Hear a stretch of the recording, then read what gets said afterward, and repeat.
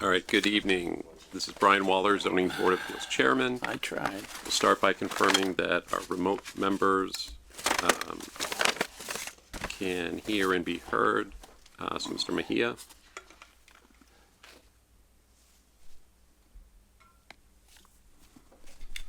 One more time, Mr. Mejia. Nope. Can't hear you. Why don't you try Dan, just to make sure it's not a problem on our end? Dan? Mr. Hill? No, nothing. Hold on. Try again, Dan. Testing. Can you hear me? Barely. I can barely hear him, Yeah. but I can hear him better now since you made whatever adjustment, Well, Katrina. I just turned the volume up on this, but it's got to be the speaker in there. Can you hear him? Hold on. Dan, can you hear me? I can hear Alex fine. I can hear you a little bit. Okay, now we can hear you. Just a A little. little bit. Not much. Yeah. I think it's coming from the television. Yeah. The Hold other on. end. Yeah, there's no surround sound. It's just the audio from the TV.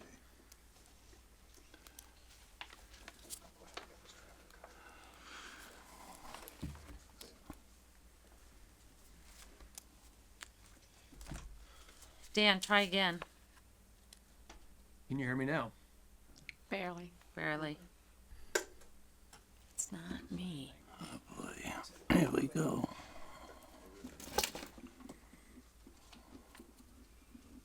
Hold on. Dan, try again. Can you hear me now? Yeah. Okay. Uh, I got it. It was the volume on here was turned down. Alex. Can you hear me now? Yes, thank you. Perfect. Thank you. All right. So good evening. It's 7:09 p.m. This open meeting of the Grafton Zoning Board of Appeals is being conducted both remotely and in person, consistent with the temporary provisions of the open meeting law, which extends remote meeting protocols through March 31st, 2027. This meeting is convening via Zoom video conference and in person as posted on the meeting agenda, which can be found on the Town of Grafton website. Please see the meeting agenda for details on how to participate remotely. Please note that this meeting is being recorded. All participation within this meeting will be visible to others. Anything you screen share will be recorded and may be viewed later. This meeting may feature public comment.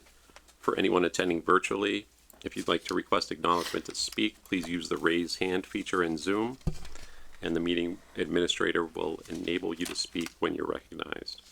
For those on the phone exclusively, the meeting administrator will enable you to speak. For those in person, we ask you to step up to the podium to speak, and for all speakers, please state your name and address prior to your comments or questions. And finally, each vote taken at this meeting will be done by a roll call vote.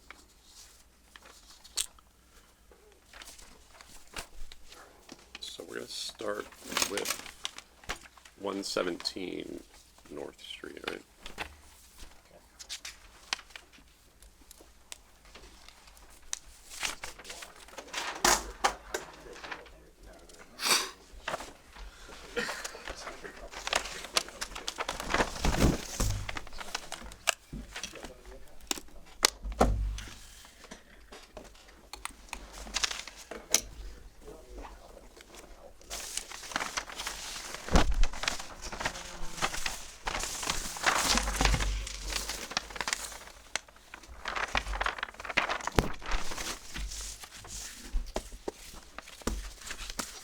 All right, good evening. Could we just have your names and addresses, please?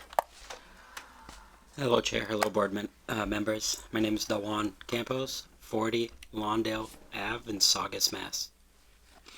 Good evening, board members. My name is Marion Wong Ryan, 36 Lawrence Street, Boston, Mass. Thank you. So we'll turn it over to the applicant. I believe we were waiting for revised plans. Correct? Correct. We're waiting for the new revised plot plan for application for a variance based on bylaw section 3.2. We're asking for 5 feet front yard setback where 30 feet setback is allowed by right. What we're trying to do is, as requested for a former granting before, just kind of renew the application for that variance. Mary, do you want to state anything else? No, that's pretty much it. Okay. This is, the variance lapsed, elapsed after a year of granting. And, we're back here, new owners, looking to, request the same variances that were granted back in 2019. And to build the same single-family home size, structure, and apologies for the plans for the house being reversed. There were two plans, grandfather lot plan and a site plan. It's odd that both were dated the exact same thing, so when you start talking about plans, you always go, the one at August 18th, and both were dated the same date. So the land surveyor used the incorrect one, apologies for that. So we had him corrected immediately the following day, so he re-signed it, and I submitted it through the portal and gave 4 hard copies to Katrina prior to the meeting. All right, thank you. So, there was a question submitted, or comment submitted from a homeowner regarding the order of conditions, and that it was valid for 3 years, expired April 19th of 2022. Correct. So was that renewed or extended? It was extended by the Governor Baker that first time, and then Governor Healy just passed another Permit Extension Act in November 2024. So it took this one to 2027, based on the conservation's comments back to the board. Excuse me, can I comment or is there Not yet, but we'll make sure you have an opportunity.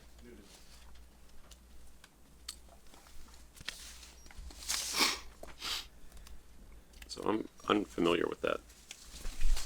Whatever that bill was that So extended. what they did was because of COVID, any special permit, any variance, any decisions that were rendered during COVID, they gave 1 3-year extension, and then they gave a second 3-year extension. This one didn't qualify because it expired in January of 2020, and it went from either March or April of 2020 for 3 years, and then and then they did another one. I'd have to look at the dates, but that's what, so Baker extended everything 3 years, and then Governor Healy extended it another 3 years because of COVID. All decisions that were rendered by any boards in any towns, that also even went into building permits. So if somebody pulled a building permit and couldn't build on it, it extended it 3 years, so it didn't have the 6-month expiration date. And that was under the Permit Extension Act of 2020. I think it was about March 16th when Governor Baker called it that COVID effective immediately, and then the municipalities were getting essential workers and things of that nature. And then the Extension Act came out, and then from there, it got extended again by Governor Healy. Most recently, November of 2024. And I only know this because I was formerly a zoning enforcement agent, so I had to stay on top of that to make sure any building permits, any zoning regulations or anything, as an essential worker during that time, just to make sure that things were still moving forward with the municipality on permits that required, And how did this order of conditions fall into that or qualify? The order of conditions was issued 4/19/2019, and then it was for 3 years, so that would make it valid until April 19th, 2022. 2022. Now, and then when Governor Baker passed the Permit Extension Act, it granted it for 3 years from the date of expiration if it was still valid.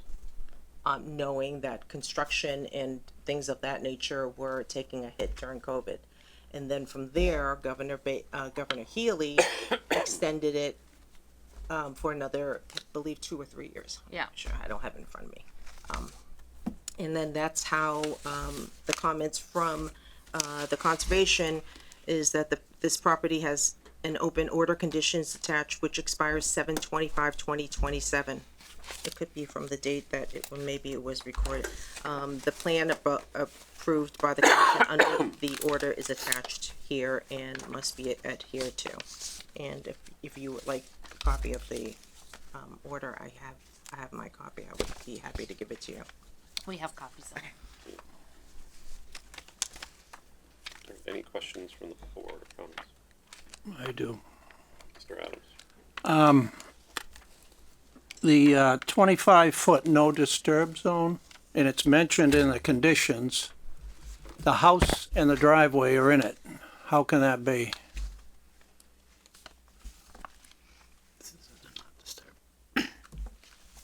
The dotted red line. Yep.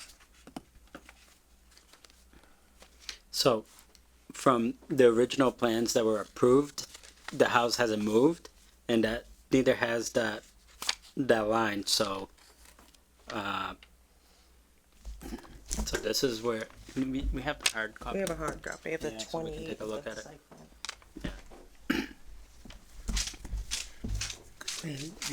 You have a copy of the order of conditions? Yeah. I'd like to just have a quick look at it. It should all be included in the order of conditions.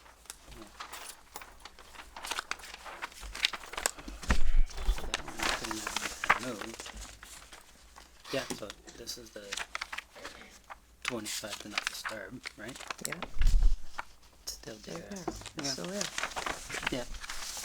In the copy order of conditions I have, it says you have to put down 250-pound boulders in that 25-foot setback, 20 inches apart or something like that. So I don't think somebody's going to want a boulder in their bathroom. Do we have the order of conditions we can take a look at? Jeez. Oh, what's that? Which section is specifically For the 25. Well, Which this was the case? approved plan. So it's Right. the first page of the. Is it in here or is it?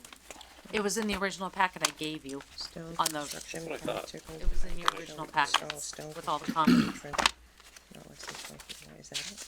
Not the packet from Page tonight. 1 of 5? No, The not the original. packet, There it the is. original one that I gave you last week. Yeah. Right.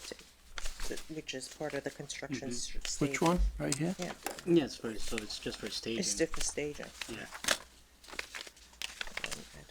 Outside resources, and so it's 25 foot no disturb. Which bullet point are you seeing the specific? I mean, I see the, I see what's required, to commence, and then we would call the conservation out to make sure that with each step that we're doing, should they require an inspection, they come out, but It's on page 4 or 5, number 28, 29, 30. okay, thank you. Yeah.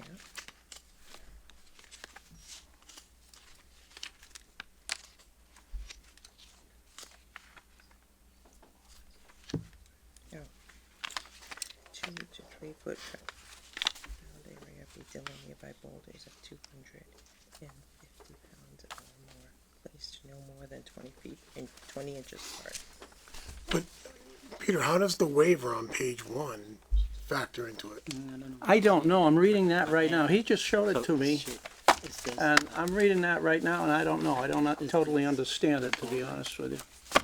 I've never Allow run. temporary and permanent impacts to the So- 25-foot no disturb area. 25, no. So are they waiving the No whole limit thing? on Is it. that what it's saying, or? Or are they doing, is it, so, does it say That's what's the per approved plan. drawing here? Right. Going as the approved plan. Does- You know, is it, I'm not or is sure. it per the approved plan? You can have. Yeah. All right, Actually, Yeah, can I so- see that? Sorry. So I'm just not understanding because this was the approved plan from conservation, and it was already on that line, the do not disturb line, did not move. So I just want to know, where does it say for the 25 foot? Where? Yeah, you said on the conditions 28, 29, 30. But where does it particularly say that that's how the construction has to be done? Was it the commencement? Was he talking about the boulders of 200? 29 is saying that the boulder's This is 250 wetlands. pounds, 20 inches apart. Right. Do not disturb between the bounds shall be between the delineated by boulders. Okay. Yeah, but which do not disturb line? But to confuse things even more, there's on page 1, it says waivers number 1, and I don't really understand that, but that might be a savior for this, I don't know.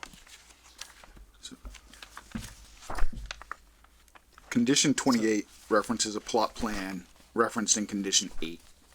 Condition 8 discusses a copy of an executed recorded deed restriction limiting the amount of disturbance to the site, yada, yada, yada. So it sounds like there should have been a plot plan that was filed with the registry, or somehow filed, This is That's the that might show a This is the one. different so this is area the, that can be, yeah, this right. is the original. That's the one that says site plan. is that the 2019? Yes, August 17, 2018 site plan. That this is the one that was Yeah, but then recorded. there's Does revision that show a date. different? Revision Yeah, date. there's a Not disturb. revision date. Of Yeah, 1/24, 1/24, 2019. Yeah. Does that show a different do not disturb line? Or No, is the it the do not same one? disturb line is the same. And do you No ideas. want me to bring that you up wanna to you see this just so one? for you to take a look? No, I mean, if it's the same, it's the same. Yeah. I don't even know where this brings us, But- because And it's dated. I don't know if it really affects us, because we're No. not granting them anything for conservation, Correct. so. And And conservation we will have to still help go with through this. conservation when the project is commencing to ask them, just to refresh, reintroduce ourselves and then refresh them with what the conditions are and, making sure that we adhere to the stages of inspections that they require for the project. I just wanted to bring it up that it was on the plan in the no disturb Right. zone, but Yeah, but then My- there's also the flaggings were all the way up All here. the way, yeah. Yeah, the flaggings were all the way up here on the original plan. So I'm not sure if that's where they're talking about. The flags. Yeah, where the flagging what are. else I wanted to bring up, I've been to the site twice now, and of course downstream, there's a big concern of flooding because of this house. There's no. Where they're putting the house, it looks dry to me. And the square footage of the house is 700 and something square feet, and they gotta have eaves troughs going into leaching pits. I mean, the footprint of the house is 700 square. The footprint of the house, yes, not the square, not total house, but the footprint of the house. And of course, you got your driveway that's gonna probably be impervious, I would think, but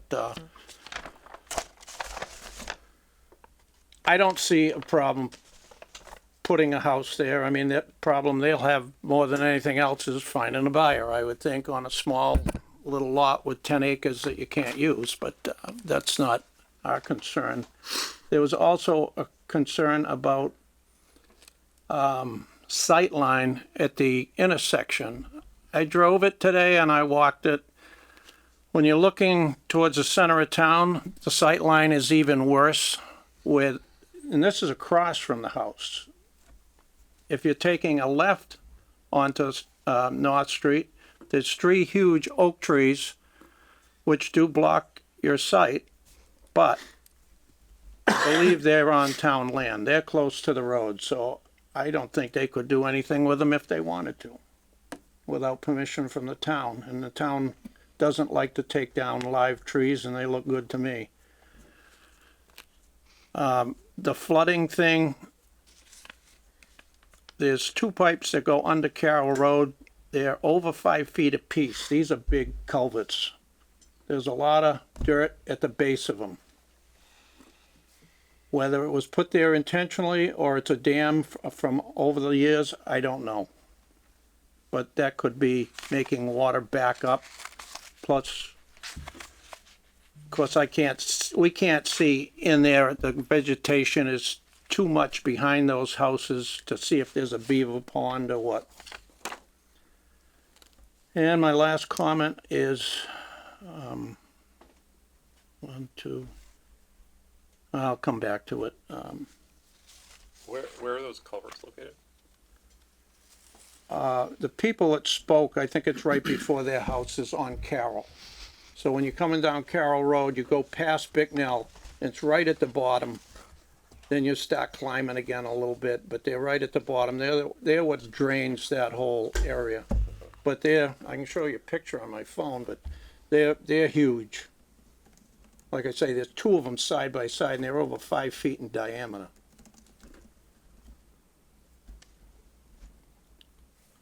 So, Any other comments from the board? Questions?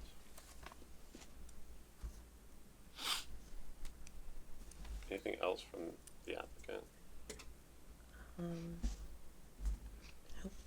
We're just gonna stay in the exact same footprint that was previously, granted, back in 2019, and, the rest will be left to us to take Now- care of. this is asking for 5 feet, but it shows the So- house is 6 feet. Yes, so the 5 feet is actually where the stairs. Yeah, the Oh, stairs. stairs, Is. Yeah. okay. I couldn't scale it because the print is a little off Oh. than what the scale is. I had to ask Jeff Walsh what I Oh, was you have to doing. use the ruler? Huh? You have to use the ruler? Well, I brought a scale with me. Yeah, I hate using a ruler. Yeah. That's the hard part I'm having with this. It's 5 feet from property line. But may I? Just from the road, it's actually 43 feet. 43 feet away. Just for comparison, where the paved area is to where the actually lot line is.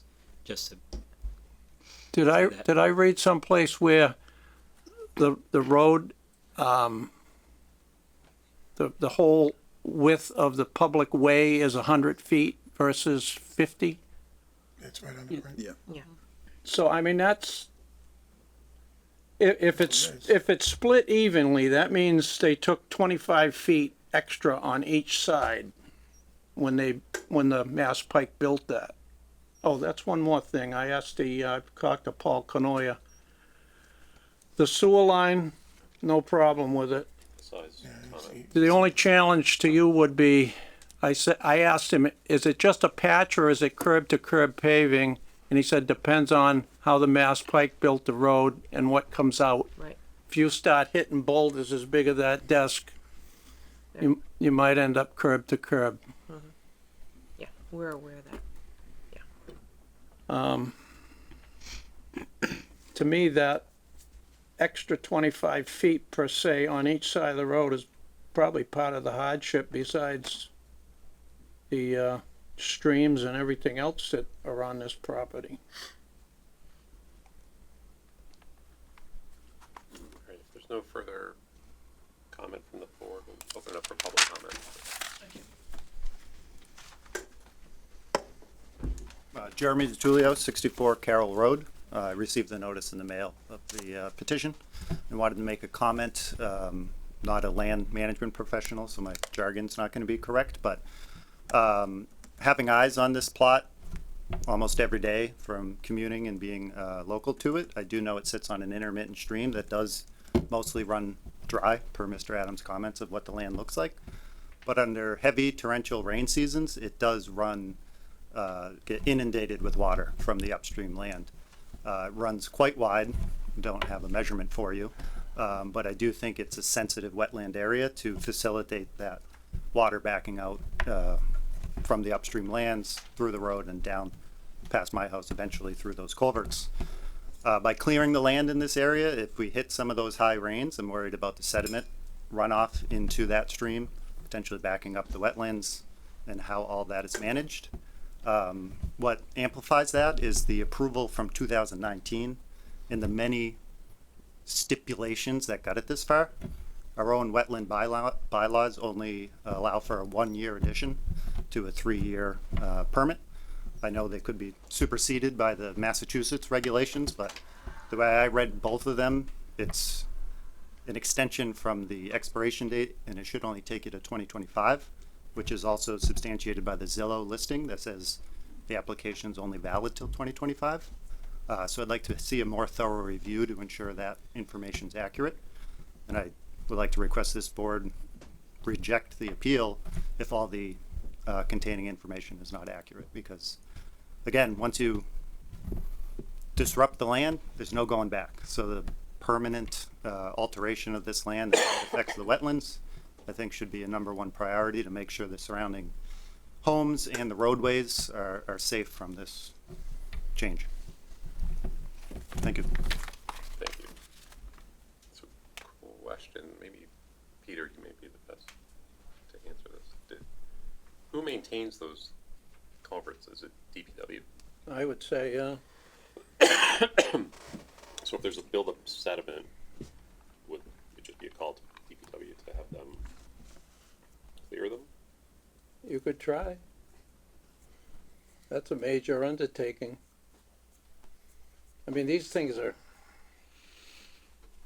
a little over 5 feet that I measured across. And I'm saying it might be a dam. I don't know.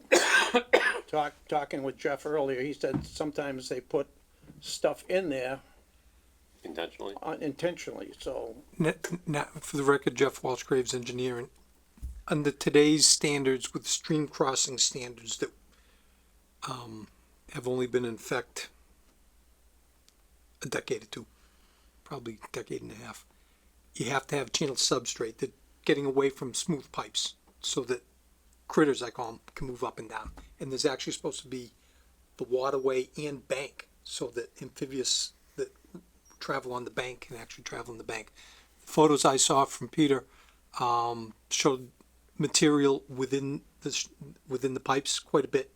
I couldn't tell if the pipes are round. It looked like they were. They also make an arch shape that is flatter on the bottom and rounded on the top. And if there were enough sediment and something like that, it may be one of those types of pipes. But those are more unusual than your standard round pipe. But the point is, if there's sediment to be removed from the culvert, the first one would have to know, was that intentionally put there or not? And two, if the sediment built up in the culvert and it's consistent with the stream channel, both upstream and downstream of the culvert, that's a big undertaking. You can't just clean out the culvert, you gotta clean out the stream channel as well, if it truly is a buildup of sediment.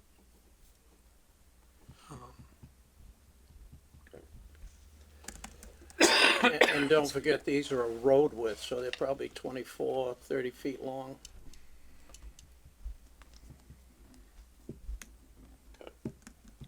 Mr. Chairman? Mr. McCusker? Yeah, I just want to comment that,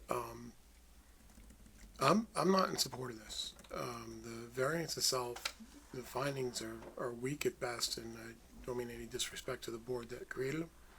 I don't think there's anything unique about this piece of land. It's wet, I know, but there's a lot of land in town that's wet.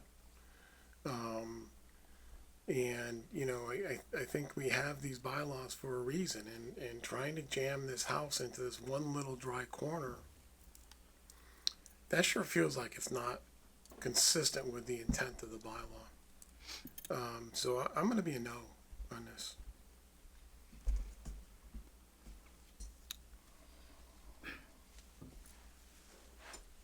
Okay.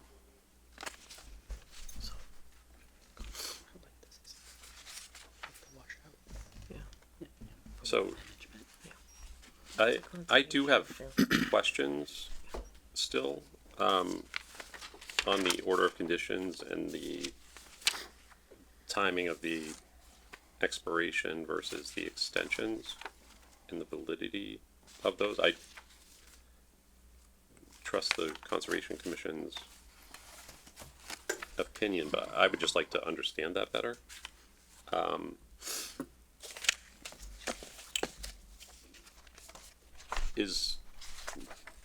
I guess to the applicant, do you have further details of that issue? with regard to the extension of the order of condition. Well, from my history of what I had to deal with the Permit Extension Act when I worked for the town of Abington, it was a 3-year extension from Governor Baker, and it was 3 years Applicable to. applicable to the end of the expiration of what was valid. So this order conditions was valid until 2022. Correction, I believe it was 2021. The first extension was filed in 2021, taking us into April 2024. 24. Okay, and that's even then, and then in November of 2024, Governor Healy passed anything that I believe, and I don't have it in front of me, from January of 2023 to January of 2025, receives an additional 2 years. So it was backdated then? Yeah, she backdated it. So even though this would have technically, sorry, through the chair, technically expired from April until that bill passed in November, it got a new life. So I'm reading the online. On November 24th, Governor Haley signed an act relative to strengthening Massachusetts' economic leadership.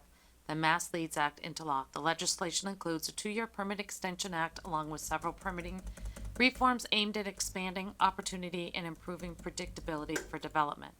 Under the Permit Extension Act, any permit or approval from a government entity concerning the use or development of real property, including any environmental permit in effect or existence between January 1, 2023 to January 1, 2025, is now extended for a period of 2 years in addition to the lawful terms of the approval.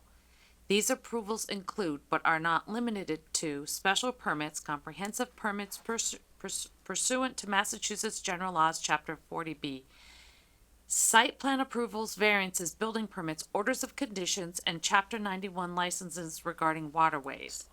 Because the Mass Leads Act contained an emergency preamble, the law goes into effect immediately. The approval excludes enforcement orders and any other civil, so that's the Permit Extension Act. Well, I can let's- find the previous one under Baker, but this is the one that Healy. But let's just say they concede that, just for the sake of discussion, they concede that the orders and conditions have expired. Does that change what we're doing?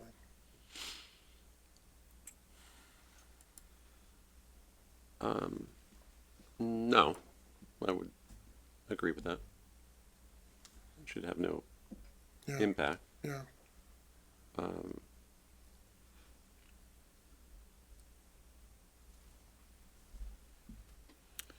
I guess what If it had expired, they would be required to go back in front of, Absolutely. in front of conservation. Oh, yeah, yeah, definitely. Now, I mean, my question is back to our first one that I asked. I'm looking at this even more, and I don't know where the 25-foot offset is anymore. It shows it on the paper, and there's a house in it and a driveway in it partially. I think that waiver one deals with, I think it's just not well written, but it just seems like that waiver one is allowing for that corner of the house and then apparently the driveway. I think that's what that waiver one is doing, Peter, but we don't know. We'd have to ask Concom. Well, that's, cause without knowing what they can use, even if they allowed part of the driveway and the house, but not anything else, there's only a front yard on this place. Oh, yeah, I mean, towards North Street. yeah, That's all there is. yep. But like you said, it's up to them to sell it. There's what? It's up to them to sell it. Well, yeah, but once it's up, it's up. This is true. Yep. Mr. Chair, and can I go back to what I said last week was that if those other two houses had not been built, this would be the same property, just looking for the same variance. But those other two properties that were built next to this have affected the way this land and the way the water runs off this property. So I think that's another, I mean, I feel like we're trying to, or they're trying to get us to, I mean, in a way to say, well, it should be the same as it was in 2019, but things have changed since 2019. So on both sides, I understand that, they want to develop this property, but those other two houses made a difference in the way the runoff was, the impervious areas. So it's not the same as it was 6 years ago. Unfortunately, or fortunately, whichever way you want to look at it, but. I'm just looking at the findings. I mean, it seems that seems very simplified, but I think it's part of the discussion, besides the things that Peter's brought up, and we're not trying to renew a variance on something that was exactly the same as it was 6 years ago.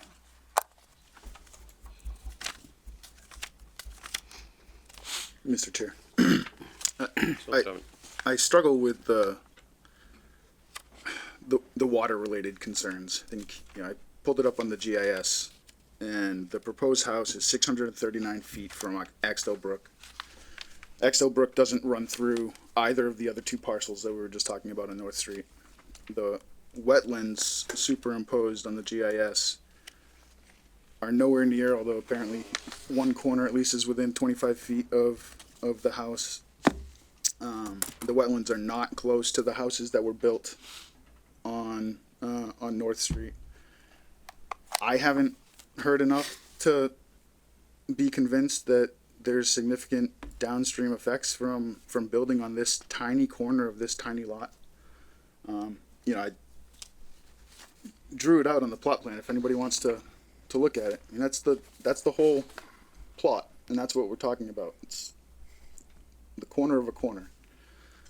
I'm also sensitive, and I try not to play this card too much, but I know I'm the new guy. I'm really sensitive to changing a precedent of the board. I don't think if we come to the conclusion that facts have changed. Unless we can say that, I don't know that I have enough to change how that board voted. Reading the waiver that the Conservation Commission wrote up, they reference a portion of the lot being taken in the past by the state, which obviously changed the topography, probably explains why the right-of-way is 100 feet instead of the normal 50. I hear the arguments that are the same as what was made 6 years ago about the house being 43 feet from the pavement, further from the pavement than other houses on Bicknell. I would be a yes.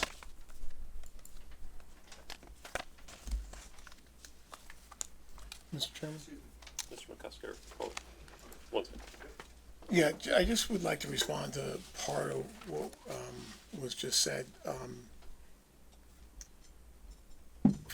To grant a variance, we need to make certain findings, and that's where it becomes the opinion of each individual member whether the findings that we have made, satisfy the required the statutory requirements. So I don't necessarily think it's a changing of any facts, but a changing of the board and opinions as to whether or not the findings that we have meet the statutory requirements. So while I was on the board at that time, I was not a voting member. I don't think I was really participating in this at all. I honestly don't even recall it. But in my opinion, now, today, the findings that we have, and the findings that we've heard don't rise to the statutory requirements. So I don't think it's a case of changing. I think what's changing is the personnel and the makeup of the board and what those members' opinions are. So it's just a little bit different. And I can comment on that as well. I was on the board as an alternate and voted for this. And this is potentially one of the first meetings I attended. So I know much more about variances at this point. So I think my opinion, just based on my education in this area, I think it's very different. Or my thoughts on this are very different than they were at that time.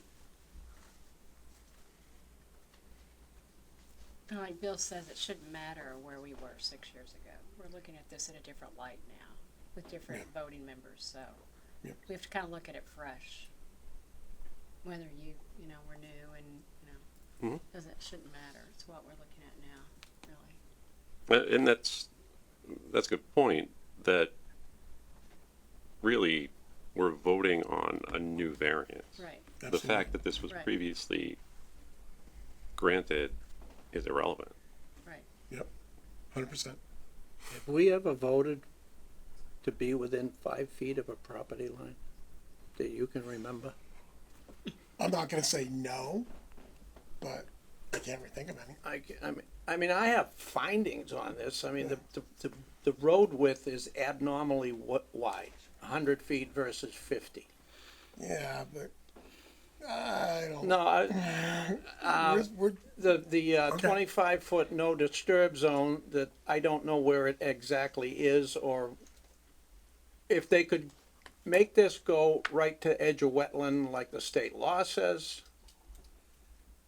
But to me, that's a finding. That's 25 feet of land on two sides of the house that they're losing.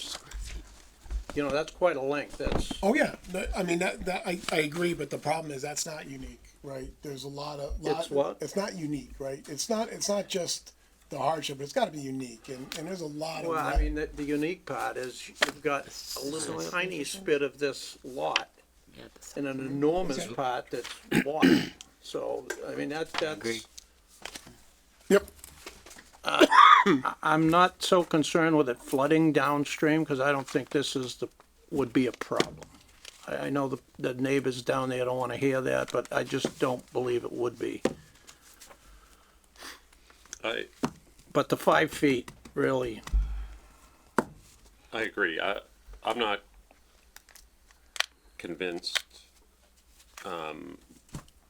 with regard to the downstream impact,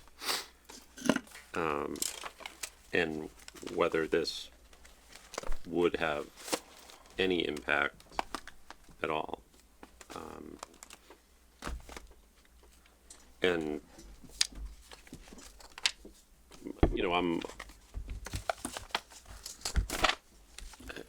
the Conservation Commission is their own entity. And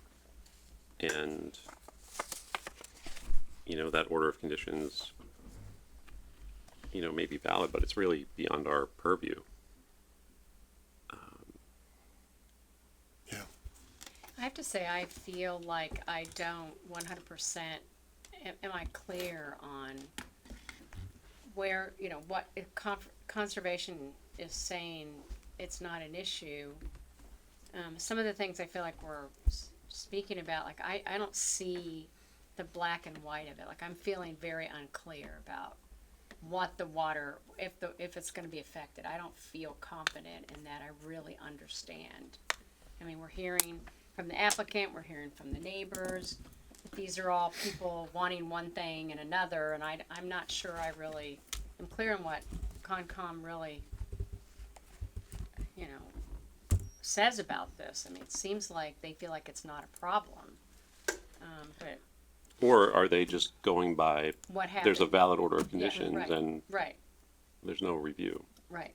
which they can do. I mean, is there any way we can ask for another review from them? Is that possible? to get another more current opinion, or? I just don't feel that comfortable. I don't feel like I know enough to vote right now. I don't. If I could say something to, if I could speak to the board, understanding that variances have three prongs, unique circumstance, this being the shape, conditions of the topography, the hardship of the lot, and also that it is not detrimental to the established character of the neighborhood. If one domino falls, they all fall.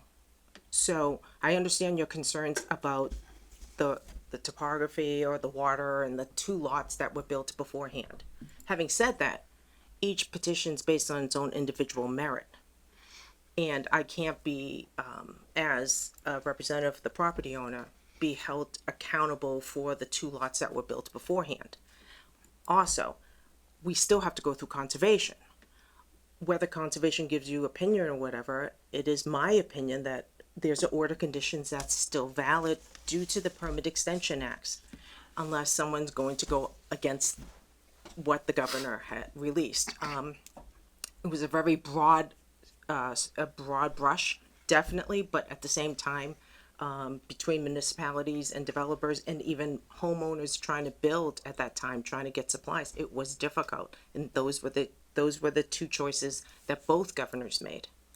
So we believe, in my opinion, that we have met the prongs. Should we run into problems with the Conservation Commission, because we have to make sure that they are completely part of this process and that we adhere to the order conditions that are currently existing, then we will, if something goes awry there, then the dominoes fall, everything falls. It doesn't happen. But right now, I can only come to the zoning board asking for asking for what the 5-foot variance, because that is your jurisdiction. And then I will deal with them with their jurisdiction. So if we were to approve this, Concom could still step in and say, based on what's happened in the last 6 years, whatever that could be, they could turn this whole project down. Is that true? I don't know, but I think if there's a valid order of conditions, I'm not sure that.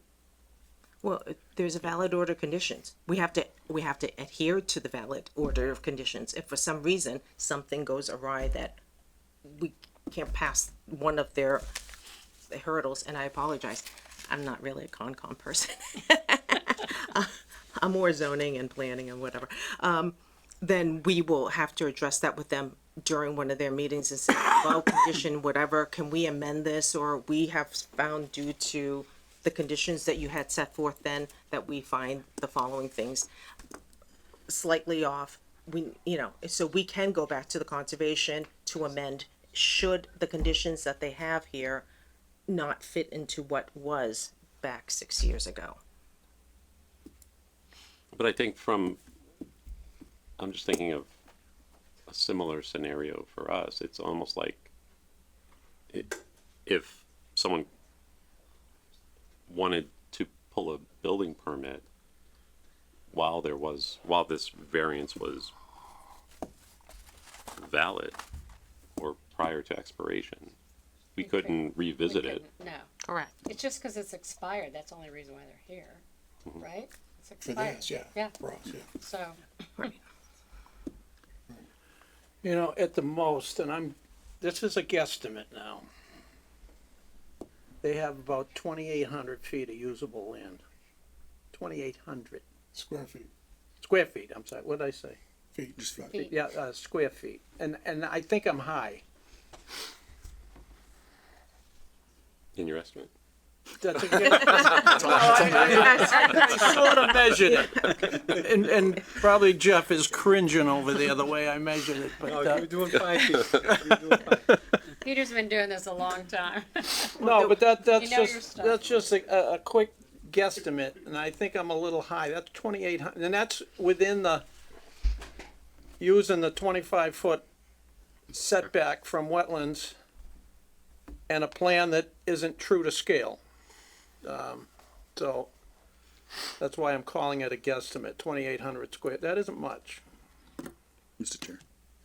So, To the applicant, two questions. One, do you have any familiarity with what Concom referenced in their order of conditions with respect to the taking of the land?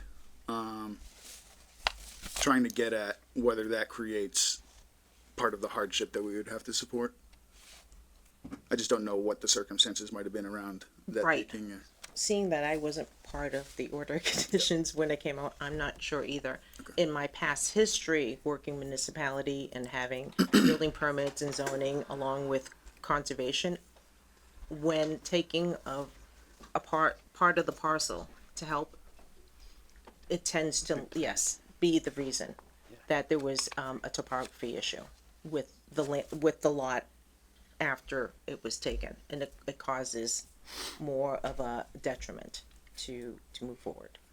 And then so more generally, whether specific to that or anything else, what would be your best stated hardships? Quite frankly, I found. Buildable area. Yep, the upland, the buildable area is limited. I find that, similar to what was, what was, granted was the lot has wetlands and building the house within the required setback would encroach on the 25-foot do not disturb zone. 30 feet. 30 foot. 30 foot. And then also, I just don't think that this house, as for the detriment, I think it fits in within the character of the established neighborhood. And also the, again, the shape topography, that would be prong 3. Yeah. And the conditions. Mr. Chairman, Mr. McCusker. to the applicant, why isn't the driveway going out onto North Street? So the driveway's going on Big Pump? Big no. Big no, yeah, Big why, no. why isn't it going out to North Street? That was from previously approved, so that's how we want to maintain.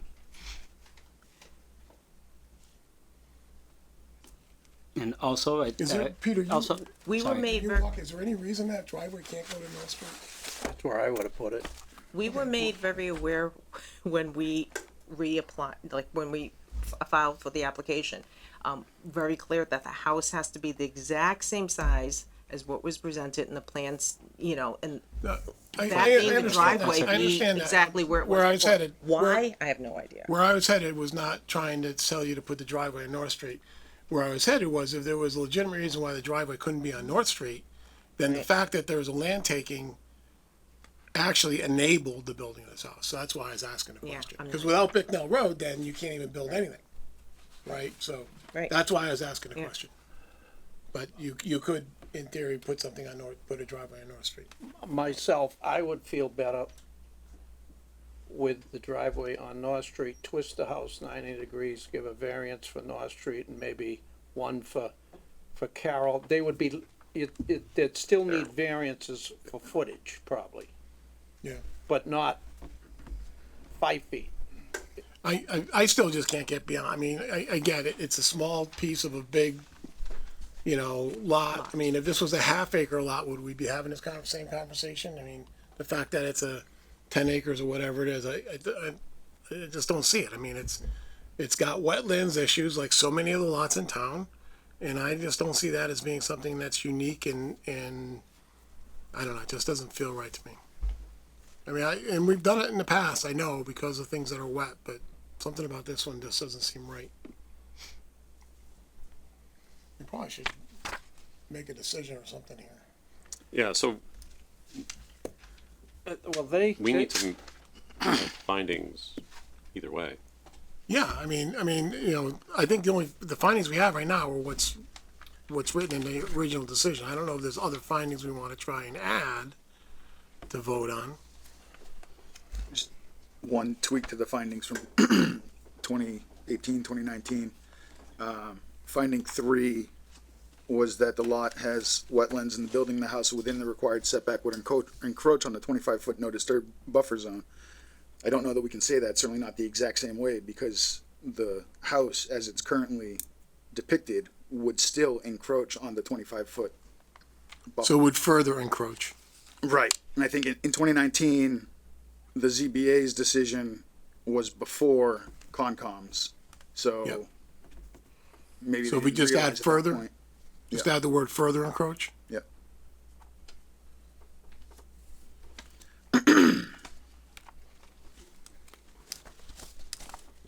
But How long has this been its own lot? Does any, 1950. or was it just spun off of with the other So two? that's what I'm reading through the whole case file on it, and there's a letter from James Keys. in Was it here. one lot and then they made it into three? Trying to find. Just had it.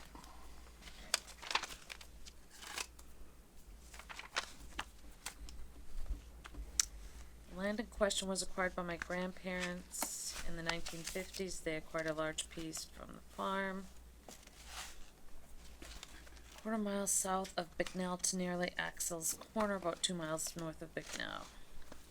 Part of it was taken for the turnpike. The rest was divided into parcels granted to each of their 4 children, including my father, Harold Keys. Our original homestead was on the land just south of Bicknell. The land at 117 North Street has been in my family, remained unchanged since acquired by my grandfather in the early 1950s.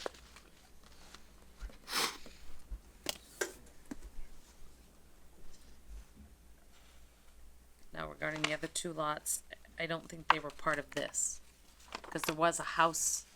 There Yeah. was a house on Stone, the, I think somebody named Stone lived there. right, and then that parcel got separated into the 2, which is now 119 and 121. Okay. Yeah, that was parcel 11 if I look on the assessor's map. What was that, early fifties you said? 1950s, yes, that's what it says. Cause in 55 is when they were making the pike, so, And that's when they took the parcel that they took. so if that was its own parcel in, before the pike did Bicknell Road, Which, yeah, that would be part of the hardship, I suppose, that they lost 25 feet, that they didn't need to, but And does the board want me to add that as one of the findings we're voting on here? I think so. In the original letter to the board, from Land Planning Incorporated, one of their points was, the front yard setback is a law designed to locate homes a safe and attractive distance back from the paved roadway. By setting the houses back an appropriate distance, it provides good spacing for the houses and creates an attractive front lawn area and a pleasing residential atmosphere. If you grant this variance and the house is built 5 feet back from the front property line on Bicknell Road, this house will end up 42 feet from the paved portion of Bicknell Road. It will have a pleasing large front lawn, larger and deeper than most homes have in R40 zone. I think we need to say something about the setback from the paved surface. yeah, but they're talking the lawn's gonna be on town property.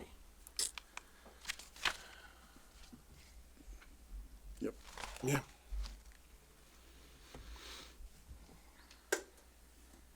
So Grafton, the town of Grafton adopted zoning in 1956, and this lot already existed prior to that.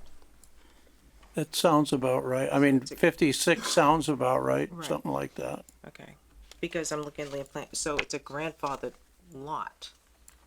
Probably. But that doesn't excuse it from needing to meet. Correct, because there's a finding. just means it's a there's lot. defined- Right.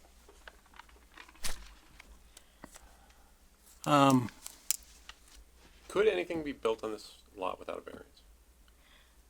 10, Well, can I ask the, could I 30 ask the feet? board if this project does not work, then I would need to go to, think of any, various options, and would an affordable housing work there, and would that be subject to variances under the 40B, where that, the zoning board is the permit granting authority for that? I mean, it would still require a variance, but you'd be on much better footing. With best housing and. Yeah, it wouldn't be a variance, it would be a waiver. Waiver, yeah. Waiver, right, okay. What are you talking, like a duplex or something? My job is to think of options. Yeah, yeah. For, you know, and, see, I've done a few, several 40Bs, and I'm just thinking, if that's not, if, you know, this does not, you know, go in our favor, which is up to, you know, completely up to the board, fully understanding, then I need to think of other options for, my boss and, you know, who I answer to. Because a 40B isn't the cheapest process to go through It's either. not, no, it's not, no, and I've seen it, no, and those extra meetings a month really stink, but, I Especially just for want a to know. single just a single home or duplex, yeah. Yeah, I wonder if it And that's not gonna change Should, the, property or a house being built on this space, whether it's a 40B duplex or not, I mean, you can get a waiver, and but, I don't know. well, we can either vote, or they can ask to continue, or they can withdraw without prejudice. Correct. You realize if we vote and it's not in your favor, you can't come back for 2 years. Yes, So you have the option to continue and, you know, present further information to the board. what At a would future the meeting. board be asking for?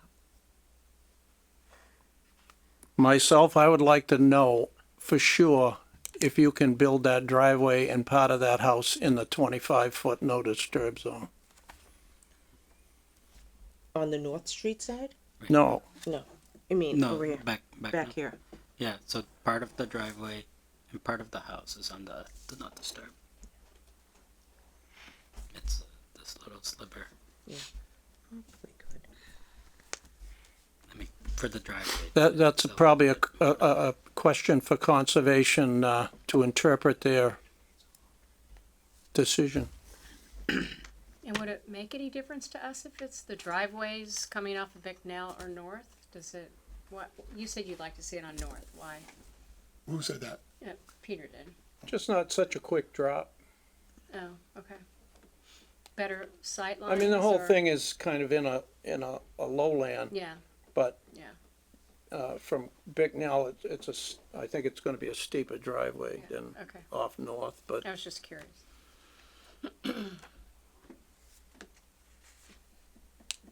Did they come back from a 40B within 2 years? Yeah. Yeah, but it's not the same. Yes, they can. Yeah. But if we do any changes from here, we would have to do new conservation, right? It may trigger conservation, Yeah. but then it may also trigger a new application because, albeit your suggestion's a valid one, what's that? your suggestion moving the driveway to the North Street is valid. It may change And the my conditions. public hearing notice of what I'm requesting, you know? Yeah. Because the board can only vote on what has been advertised, Right. or, you know, or less of what. Cause then if you change it, you have to go back in front of conservation, which, Conservation as well, Correct. correct. and I mean, this isn't a big house, this is a house I'd like to see a lot more of them built today, but What is the square footage again? It's For- 32 by 24. so, So how many- What's the, I'm sorry, many the floors? square footage of the house? Oh, How many, inside. 2-story? He's the RDP. I mean, like living space, like if you're gonna add Living space, space, yes. Yeah. what's the square footage? probably 15 or so. 1,500 square feet, 16. I was gonna say That's 16. Small. Yeah. It's around. Yeah, there. it's around there. Yeah, it's Yeah, it's not Yeah. very big. it's 32. Yeah, probably crawl It's a space. 1978 house. Yeah. Yeah, it's the everyone wants to size down to. Yeah, And is that the size based on what, was the largest house that could be built in this space? this is the size of the house that was granted in 2019, and when we, like I mentioned before, when we came and we filed the application, it was made very clear to us that that's the size, that's the location, that's every, you know, so we didn't stray from that Right, okay. whatsoever. Mr. Chairman, we've been at this for an hour. I think we need to make a decision of what we're doing here. We've got another hearing that we've got a lot to do. So, to the applicant, would you, you know the options, we can, you can request a continuance, or we can vote and close the hearing and vote. Move proposed driveway. No, just ask I don't know if there's conservation anybody opinion on on the the audience 25 to that's not to disturb speak either. and the replanting. Yes, I'm kind of wondering what they would be presenting. Yeah. Is there any further public comment on this? Anyone online? That guy right there. Oh, you can, I do, sir. Jason Harris, 111 Constitution Ave. I'm actually an authorized representative of the property owner too. So I just want to kind of point out a couple of things. I had a couple of bullet points, if you don't mind me going over it real quick. sure. The shape, topography, and the placement of the lot prevents challenges that make it difficult to comply with the setback requirements. I think we can all agree with that.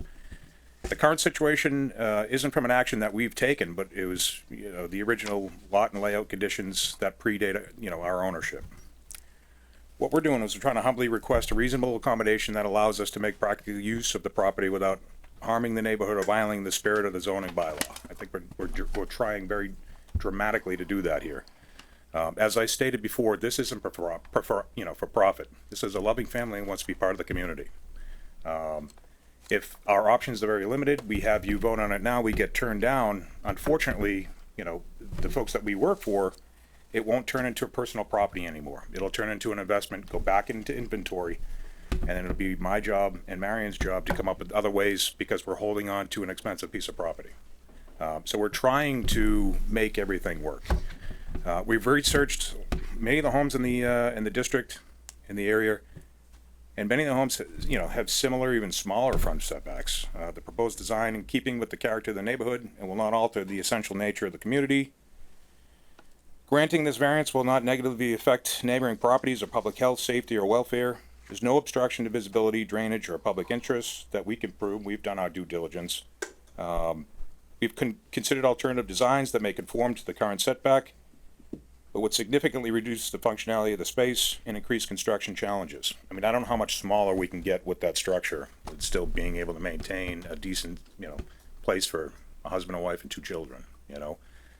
They are well aware of the hurdles that they have to go through. They're well aware of the sewer costs, of the, you know, no backyard, the very limited amount of what they can do, but they're looking for a beautiful place with a serene setting, and they found it. And what we're trying to do is just freshen up the approval. We've dealt with conservation. We know there's a lot of conservation issues. It's been thoroughly discussed, approved. There's an active order of conditions that's protected now. Conservation is going to be, if we get approved through the whole entire process. If we get into excavation, there's an issue, they'll stop the project. If there's control issues there, construction control issues there, you know, there's many boards that'll step in, including the building department, and shut it down. We're trying what we could do without having to go to an alternative for the piece of property.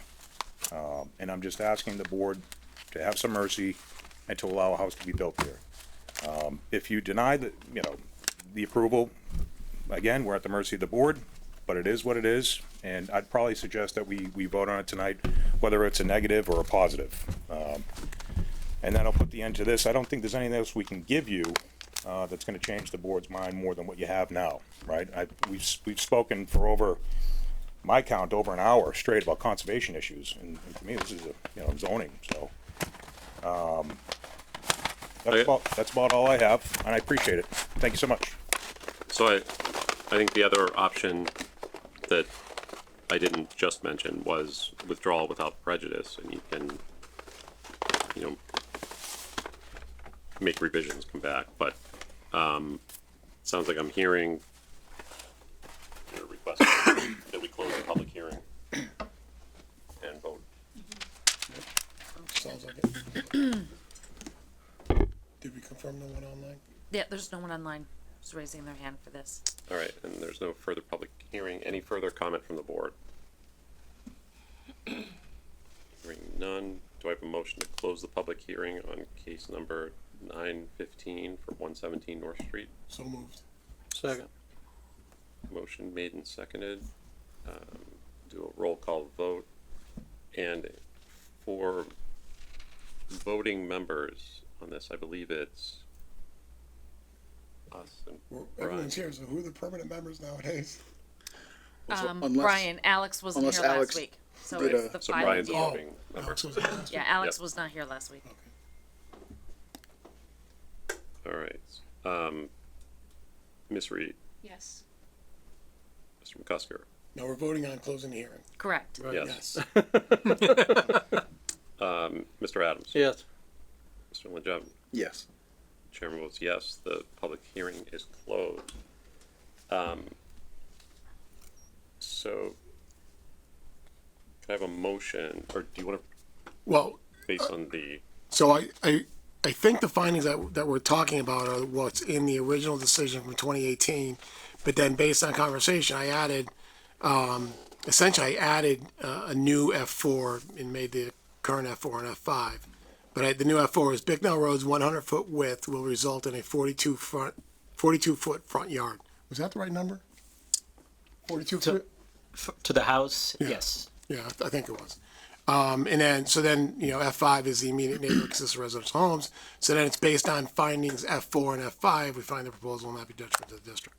So just added an F4 to help bolster that, not a detriment, finding. okay. So do you want to make the motion? Yes, I think the motion could be pretty much, what was, James Keys is still the owner. Wait, who are we granting the variance to? To 117 North Street, LLC, Israel Barrasso. Mr. Israel Barrasso. So it's Israel Man- Barrasso. yes, the manager of the You're looking LLC. at the prior one. I am looking at the prior one, because that's the motion I wanted to do. So Israel 4117. All right, so it's the prior, I think it's the same prior motion, it's just to Israel Barrasso instead of James Keys, so that's my motion.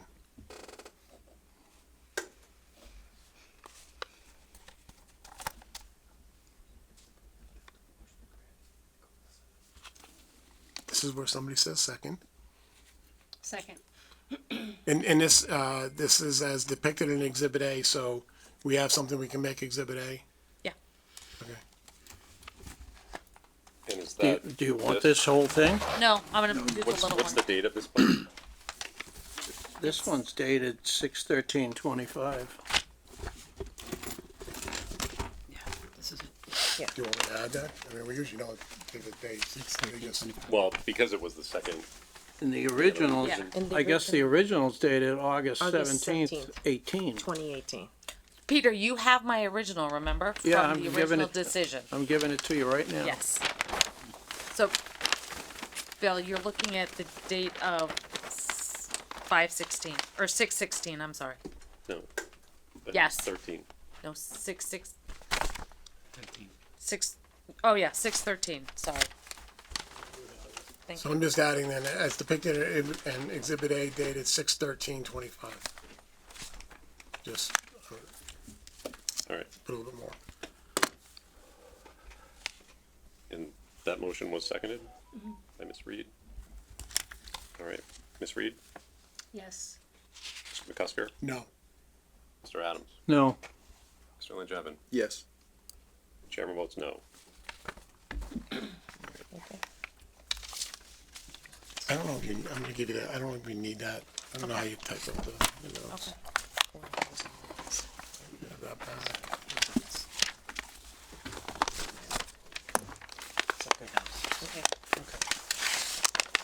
Is that- You want this back?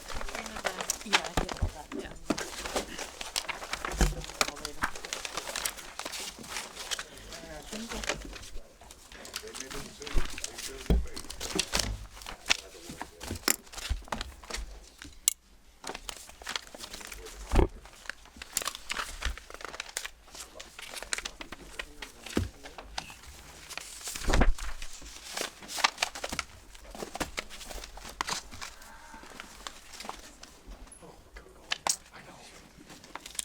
So the next item, step on up.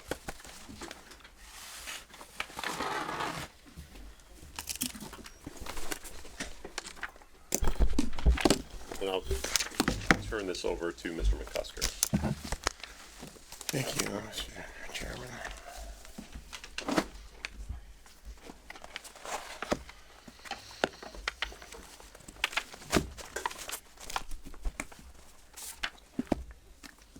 All right, gentlemen, anything new for us this evening? We received comments from both Graves Engineering and also from Tech for the civil engineering and for the traffic. We read through those in general, and I don't want to speak for these gentlemen, but for any of their comments, we're in agreement with. There might be some minor modifications on site that we have no issues with. I think we've come a long way in terms of making sure that the layout and the drivability and the function of the site will work engineering wise, traffic wise. I believe that the biggest items to be addressed were off-site, in particular the intersection with Snow Road and 122. We did provide previously a plan, and it was reviewed by Tech, that showed the additional right turn lane coming from Snow Road onto 122. We did review those comments. In addition to that, we had some conversations previously with Jeff Walsh regarding the alignment, and I know that's been a topic of the board, regarding the alignment of the turning lane and the southbound lanes going on to 122, and trying to realign those so that they're more perpendicular to 122. We were actually on site with and have talked to our traffic consultant. We were out on site with Amarillo Construction earlier today as well, looking at what some site-related issues may be. The biggest thing is that utility pole that is right now on the shoulder of the road on the other side of the sidewalk on the southbound side. We are fully in support of rotating that, so that, and we, just before the meeting, we were looking with their two consultants at some various options for rotating that. We provided an option where we turned the southbound lane at I think it was another 10 degrees. That would still require moving the pole. It does align you a little bit better.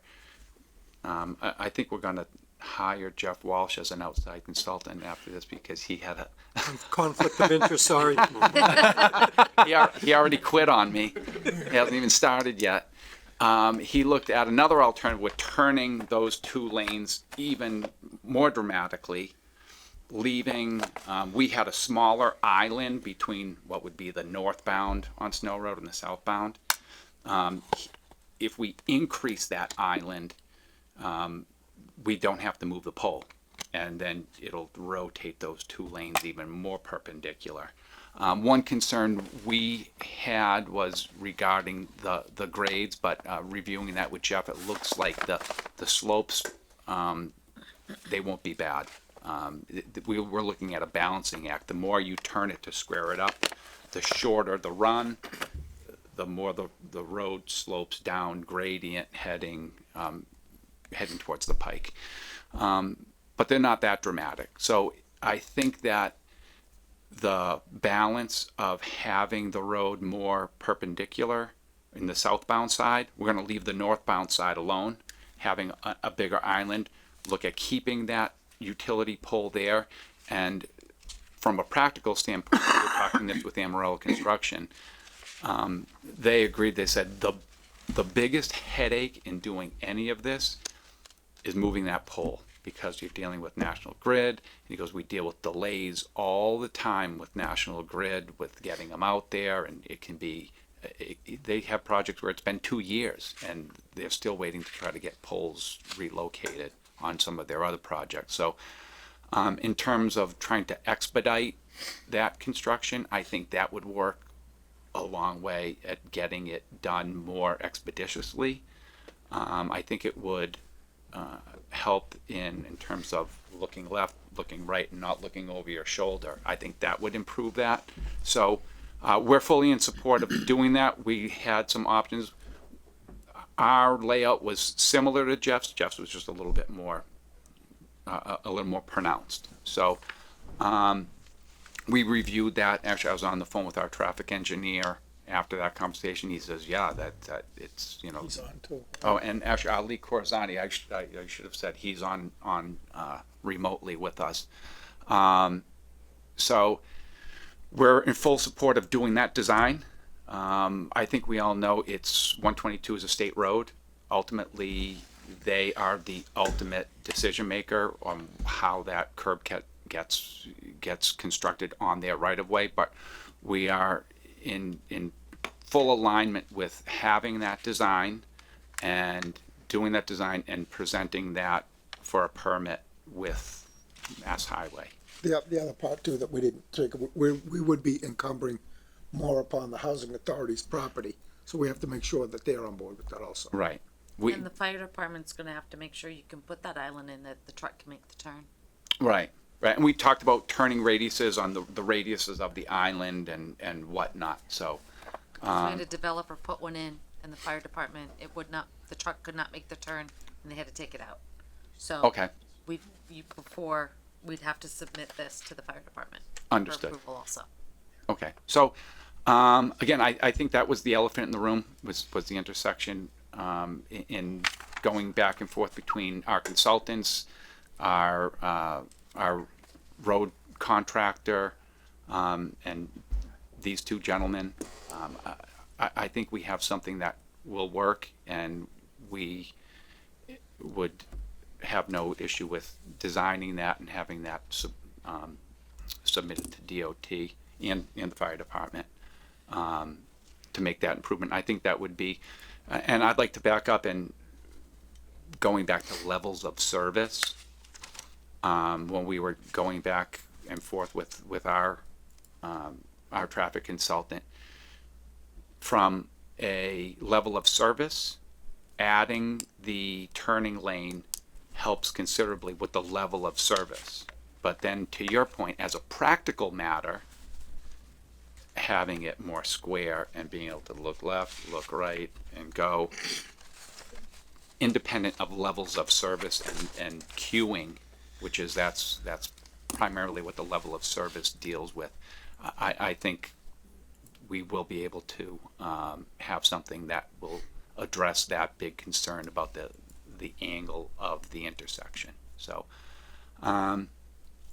the only other item I know we talked about where I don't want to get too deep into the weeds on the where the lane tapers.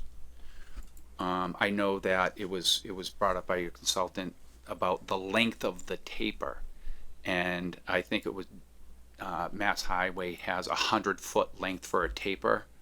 Are we talking on Snow Road right now? I'm talking on Snow Road, where you're on Snow Road heading south. Yeah, okay. Yeah, Before you get to your full width turning lane, and you have your taper, so that triangle is with Mass DOT. Their preference is on their manuals is that's 100 feet long.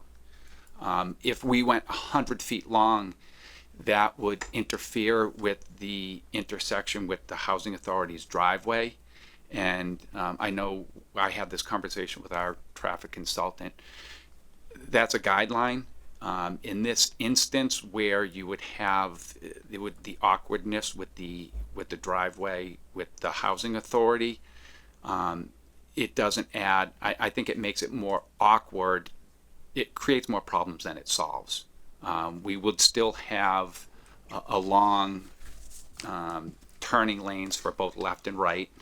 The angle would be squared up. We would just have a shorter transition lane. So in this case, we don't think that that is really, I think would cause more issues than it would solve in terms of the transition lane. The bottom line is, we're not opposed to either design. This design that we had saw tonight, leaving that it's an island, is new to us, and there's gonna be some pushback from maybe DOT and maybe the housing authority, and maybe you guys, we haven't heard you guys, comment on, but we're okay either way. So we don't see this as a deal breaker at all. So, we feel like we can make major improvements to the intersection. We could correct the problem that's existing today, and will only get worse over time, that instead it'll get better over time. So we think it's a win-win for everyone. So related to all this somewhat is, on 122 heading south, there's that area, and I can't remember the term that was used for it, but I know our consultant mentioned it, and I think your consultant kind of pushed back on The it. hatched mark, hatched, I think. they Yeah. call it. Sorry, You know, what was it called? I think it's called hatched, is it correct? Talking about the painted center. Painted center where Oh, yeah, you're yeah, not yeah. supposed Oh. to drive, but everybody is driving, kind of creating their own left turn lane. Would it make sense when you're going to DOT to incorporate Yes. a left turn lane there? We looked at that in the field as well, and I think we discussed this at one of the last meetings, I'll call it the breakdown lane where the white stripe is. In front of Snow Road, that's a wider, to the curb line, about to the 10 edge of feet. pavement, it's wide. Close, Right. 10 feet. Then heading south, when you get to, I don't know, what's the name of the street that's on the other side of the street? Harris. Harris. Yeah. Beyond Harris, the white line, it's only, I don't know, maybe 3 feet off of the curb. So if we have no issue with proposing to basically keep that white line in the same alignment as on the other side of Harris, and so that we could create a left turn lane. It would be painted, and that's just striping, so that there would be the ability to Yeah. get beyond us, not hold up traffic, and then the painted, called the breakdown lane, that would be in line with what's on the other side of Harris. So Appears as though there's room to do it, and we're not opposed to that either. Yeah, so it just seems like it would make sense to yeah, incorporate that into and we're on board with proposing that as well. Again, with the understanding that it is Mass Highway, it's DOT, it's their baby, but we have no problem promoting that Drawing and up. proposing it. And proposing. And I think I'd like to see that, and I think I mentioned this before, that, a condition of this permit would be that this intersection is rebuilt prior to the issuance of any CO. Right? So I hope you guys are going to be on board with that. In other words, I don't want to get in a situation where this thing is built and now you can't make these changes. Right, and and we had that discussion this afternoon too, particularly around the if moving of the pole, because what would be kind of catastrophic in terms of construction timing is going on the, prior to an occupancy, and then having a 2-year delay with National Grid with a pole that's just floating there So for what years. we'd like to do is we'd like to propose it, we'd like to design it, we'd like to permit, we'd like to fund it. Now, we've done all those steps within our control, and then beyond that, it's not within our control, so we don't think it's, fair to hold up occupancies or building permits if we do all our end of the work. So we've done everything we can at our end. But that, Wait, what isn't getting done that's not in your control? Well, let's It's say the timing. Let's say they move the pole, if the design hole doesn't get moved, or DOT holds this thing up. We're gonna, again, propose it, design it, and fund it. DOT's got to approve it. And yeah, And the power company, and the town, and the housing authority, and you guys. Yeah, I don't want to be in a situation where this thing's getting built and people are moving in and this improvement, because this has been the biggest focus. right, right. One of the biggest concerns is that intersection. So I don't want to be in a situation where we've got people moving into that development and this thing isn't done. So, I mean, I think, I'm gonna stick by what I said. I think it's gonna condition that this needs to be built before there's a CO. I think it's gotta be. We're not really affecting this intersection until probably at least 3 years out from now. It doesn't matter. I don't wanna be in a situation where 3 years out, this thing isn't built and now the town's left holding the bag. We're not gonna go there. I'm not gonna put the town up for that. You know, this is a very important part of this development.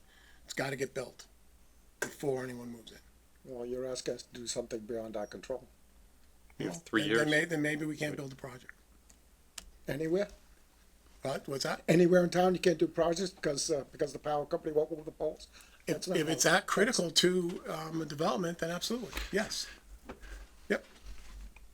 Well, yeah, the biggest, like I said, when we met with Amarello, they said that they have things, we have polls, No, everything's approved, it's going, and then they're like, oh yeah, we can't move that poll till, next year, and then it becomes a timing. So we're committed to whatever is approved, doing it and putting the money, here's the money, this is gonna get built. It's the timing, especially with the power company. We're dealing with the state, with the housing authority also. So, Yeah. that could go a week, a month, or Right. whatever, deal with the state, again, beyond our control. Has there been any discussion with DOT yet? We have, the short answer is no, because a lot of DOT, they don't want to see until you have an approval. Yeah. They don't want people coming in with, oh yeah, we're thinking of doing this. What do you think? Let's get a permit. Oh, wait a minute, things changed. And so, once you get your permits, they don't want to look at it until you have a permit. It's the same thing with the power company. We can't even come before them without a permit in hand. Yep. Right. So it's a timing thing. And I know, with I that said, understand. we're committed to do it, design it, permit it, and fund it. And that's why I don't think it's fair to any applicant that comes before you, for you to hold them So it'll get done. responsible for someone else's, It'll get done. We just don't want to have our hands tied by delays from powers that are beyond our control. Well, let's keep moving forward. So anyway, so that's something. we Yeah, can- so, I think we have comments from Jeff and comments from Tech. And Dan? Oh, and Dan's got his hand up. Hi, Dan. Hold on, I gotta. We'll let back Dan. to- I lost my screen for. Hi, Mr. Chairman, can you hear me okay? Yes. I just wanted to clarify, I'm not sure if I understand what the applicant is saying. Are they saying that the Eversource's approval of the pole relocation and Mass DOT's approval of the intersection realignment is going to happen, and that it's just a question of a timing? And if so, how do they know it's going to be approved? Like, I think that kind of goes to the chairman's point, is that the board doesn't want to approve the project unless those approvals are obtained. What if they aren't obtained? I guess the question to the applicant is, how do you know it's going to be approved? Well, we said originally we'll design it and submit it for permits, but ultimately it's Mass Highway. It's their road. They hold all the cards with what gets done for curb cuts and turning lanes on that. And if they say we don't like this, we think it should stay the same, we have no control over that, obviously.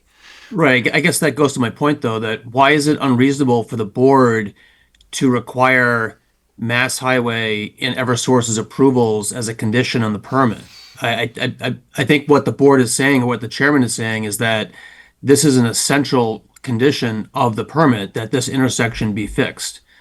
So why is it I keep hearing you say it's unfair. Why is it unfair? Well, we're not, I think there's two parts to this. There's getting a DOT permit, which as a condition, we'd say, yes, we're going to go for a DOT permit, and we're going to propose keeping that, that southbound the two southbound lanes on Snow Road as close to 90 degrees as we can, having a left-hand turn lane going from 122 onto Snow Road. We're going to propose all this.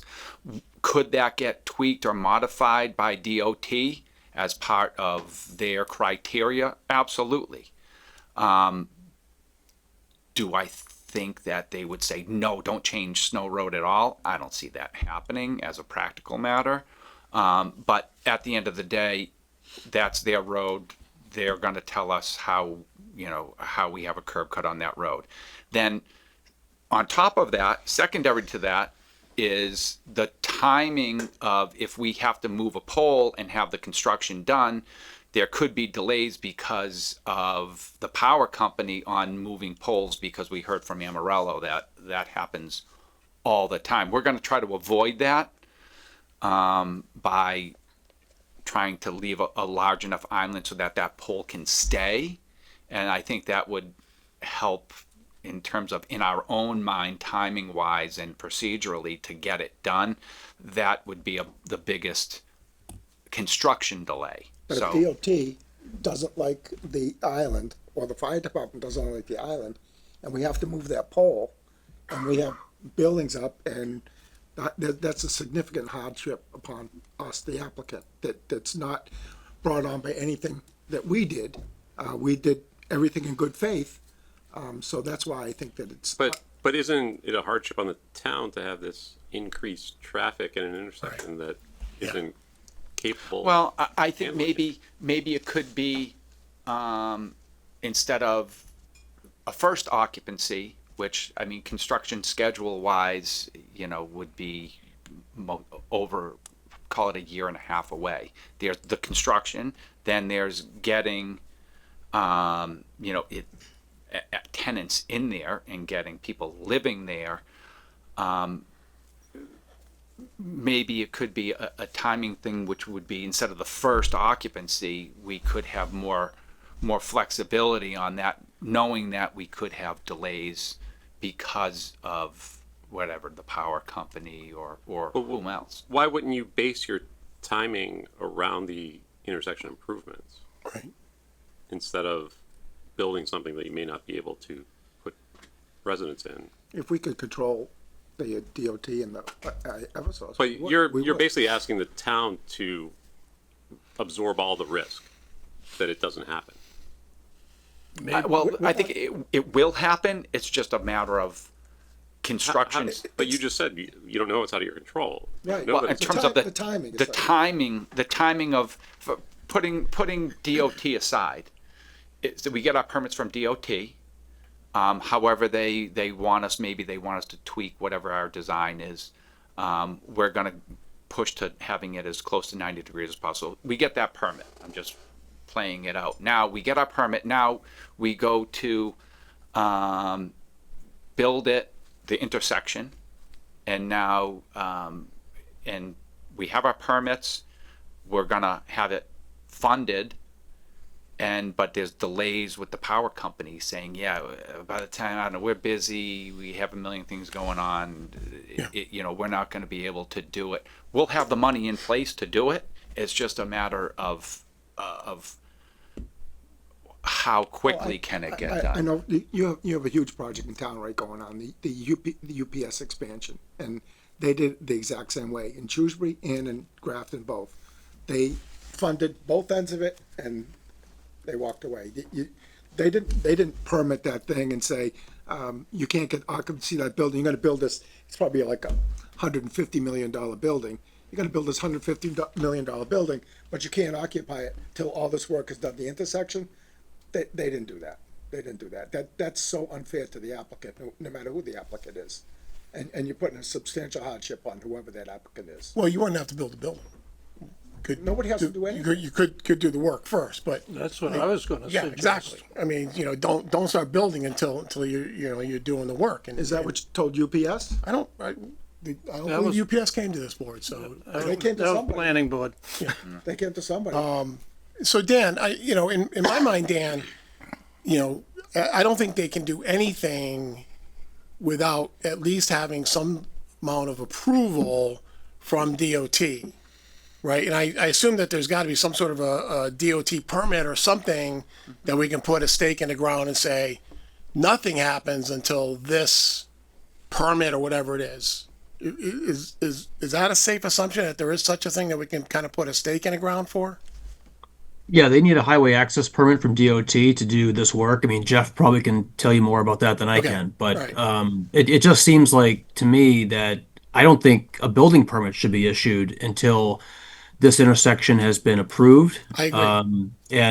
And frankly, I think that if that requires EverSource to approve the relocation of a pole, that should be part of it. We don't want to see them build this whole project and not be able to occupy it. I agree 100%. I think I think the applicant's okay with that. Well, yeah, with having a permit in place with prior to getting a building permit. A permit from DOT before we Correct. get the building permit? We could probably get that. Yeah. But So Dan, first of all, I mean, if that, Yeah. that's got to be okay.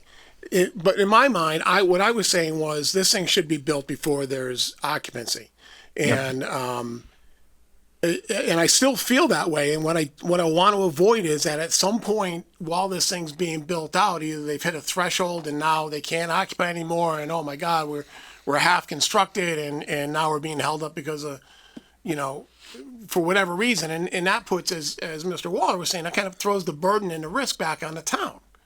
And that doesn't, it seems to me that if, there's been plenty of cases where funding has come up way short, so I don't even want to hear about funding. In my mind, this is one of the biggest problems with this project, and it has to be addressed. And it has to be. It's just not negotiable in my mind that this has to happen. So that's why I'm saying it should be built before there's occupancy. And if there's any concern about getting it built, there's any risk, then don't build.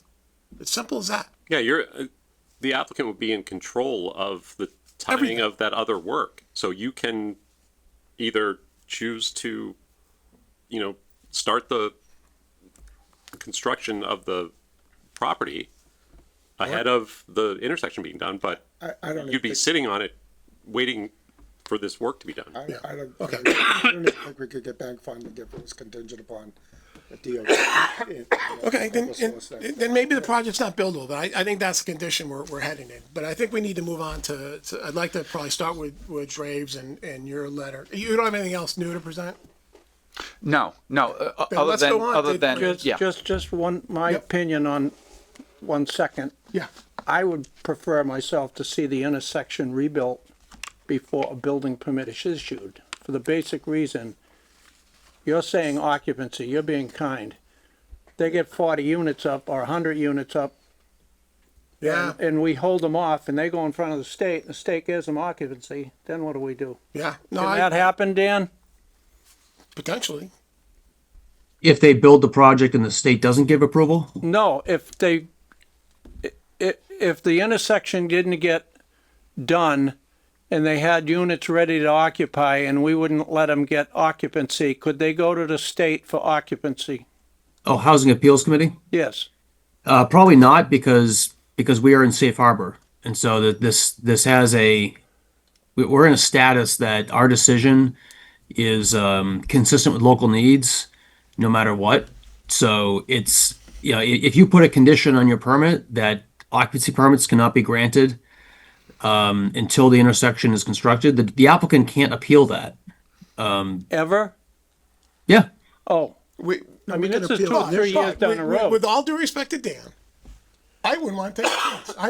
I you know what I'm saying? I mean, right. Yeah, I mean, maybe the law says they can't and blah, blah, blah, but next thing you know, you've got some hotshot lawyer who's got himself a hearing in front of a hack, and next thing you know, we got occupancy and no intersection. So I don't disagree with what you're saying either, but I think it's it kind of puts the risk on the applicant. And I know their plight with saying it could be a couple of years because absolutely, I understand. Amarillo probably told you that they did the intersection at Quincy Corner and it took them 2 or 3 years to get the poles to be moved.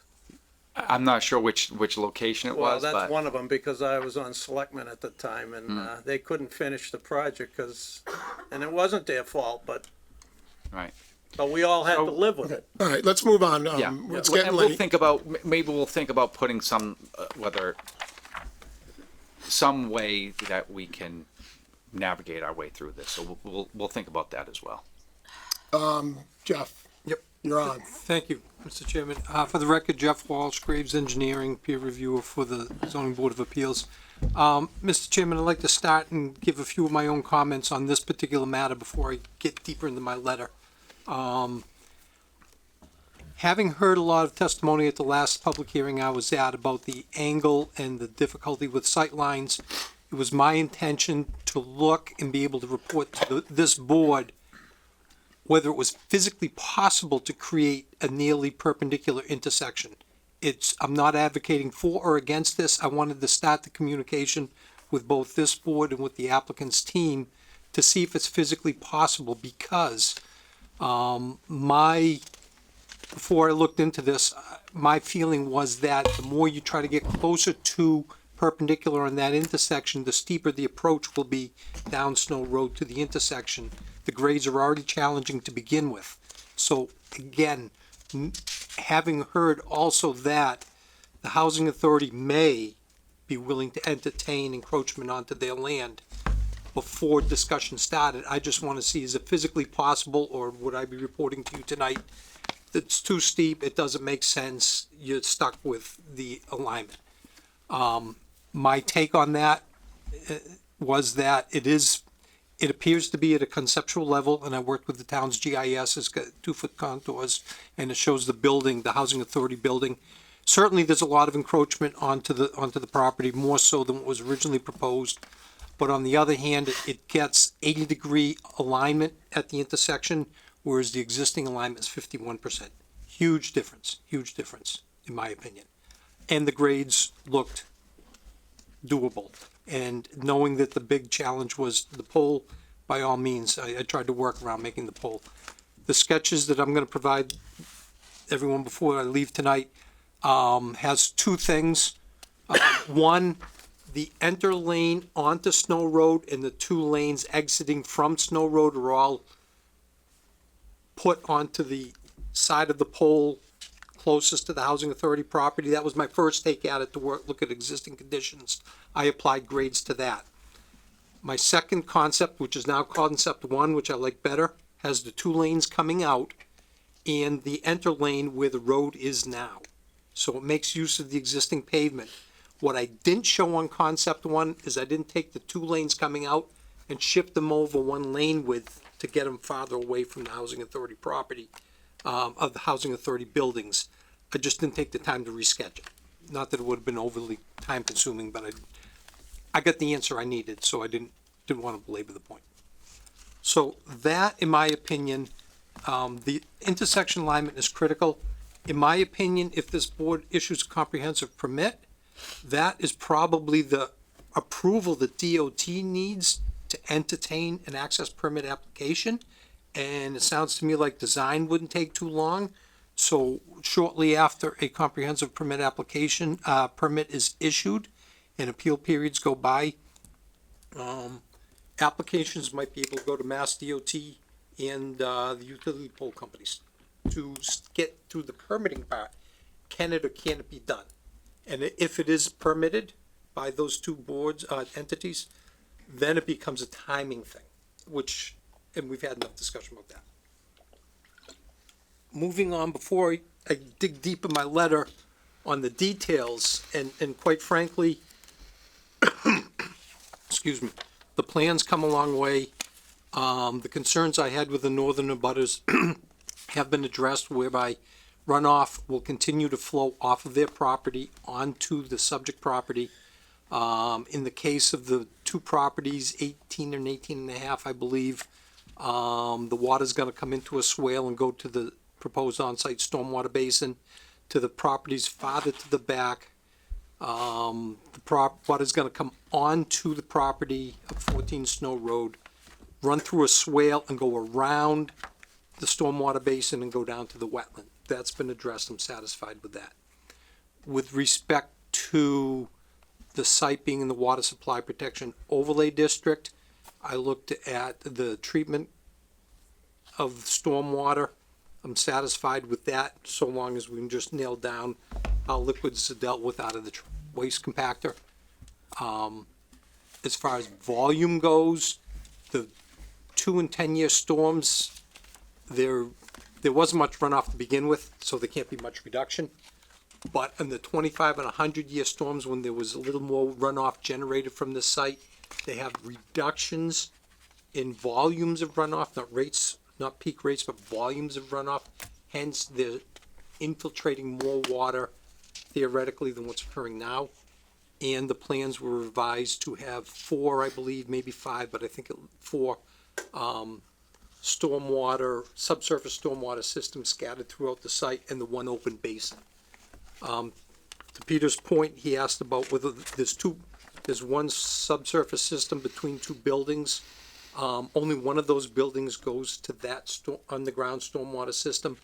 The other building is gonna get piped out. I believe the intention is to pipe it out to the open stormwater basin. So again, recharge scattered throughout the site.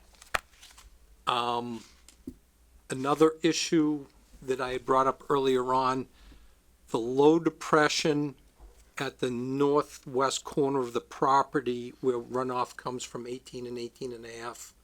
I think it's Snow Road into the low area, and whether or not that is potentially isolated land subject to flooding. Mr. Grenier responded that, yes, it's got the depression, if you will, is deep enough to store the requisite volume if the volume is generated to this depression. But the hydrology computations show that not enough runoff is generated to even get near the requisite volume of 1/4 acre foot. This is something that would be reviewed by the Conservation Commission under the State Wetlands Protection Act regulations if an application was presented to them. If I was asked to review it, and I've reviewed these types of things for other commissions, I may have done it for Grafton as well.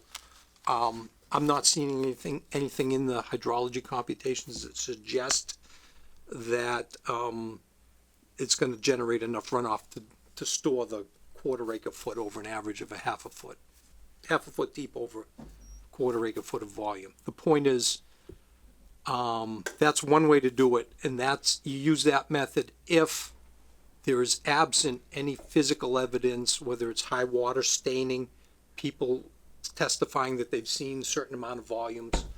My walk of the property, I didn't see any evidence that there's deep staining. There might have been shallow water storage. This ultimately is at the state level with the Conservation Commission. They'll get a bite at the apple if it doesn't go to them now. But I'm not seeing anything that tells me this is anywhere close to isolated land subject to flooding, subject to further review. What I do want to talk about is a couple other things that were major issues that have to do with almost the level of concern with respect to Snow Road and Worcester Street intersection. I know there was question brought up about accessing the back of the site with emergency exit, gated access to Doris Drive or the area down by the Water District's pump station. I took a quick look at what it would take. There's a 30-foot elevation change that's very abrupt. It would take about 320-foot long driveway at 12 feet wide, which isn't that much, but because of that 30-foot abrupt cut, it would take 6/10 of an acre of land clearing and excavation of all that material to create this 12-foot wide driveway. Pretty substantial for a gated emergency access driveway. So it's physically possible, but that's what would be undertaking. So that led me back to single entrance versus 2 entrances. And quite frankly, I'm not going to speak for TEC. I combine that with the thought of the intersection turning movements at the clubhouse and the parking facilities for the clubhouse. And I think this is an important issue still to be vetted out, is my opinion, is that the two entrances would take all that traffic away from that interior intersection, take it away from the clubhouse, take it away from where all the people are coming to pick up their packages and so forth, and it would better distribute the traffic in the site. It may mean a loss of 4 townhouse dwelling units, probably at least 2, but divided by 4 for 25% affordable. That's how I come up with 4. And then I said, all right, how can I speak to the board about what the other 40B projects in Grafton look like? And the closest one I came to, as far as the number of dwelling units, was Hilltop Farms off of Milford Road. And Hilltop Farms, for those, if anybody doesn't know it, it's got 2 entrances. As you're coming from the Grafton side, you first left onto, I think it's Buttercup Lane, is 26 foot wide. It looks like a regular subdivision street driveway, if you will, whatever. Your second left is onto Violet Lane, I believe it was. That's 30 foot wide, and there's a bus stop there. Those 2 probably help distribute the traffic quite a bit. And it's got the number of dwelling units similar to this. This is 238 or so, 236. That had 260. And that's got 2 entrances. The other 40Bs that we looked at, and I got these from the projects with affordable dwelling units off the town's website. And then that's 8 of them that we've worked on, and I've worked on with this board, plus the other 2 that haven't gotten onto the list yet are the 2 Eastland projects, Commons at Pleasant Street, Commons at Misco Hills.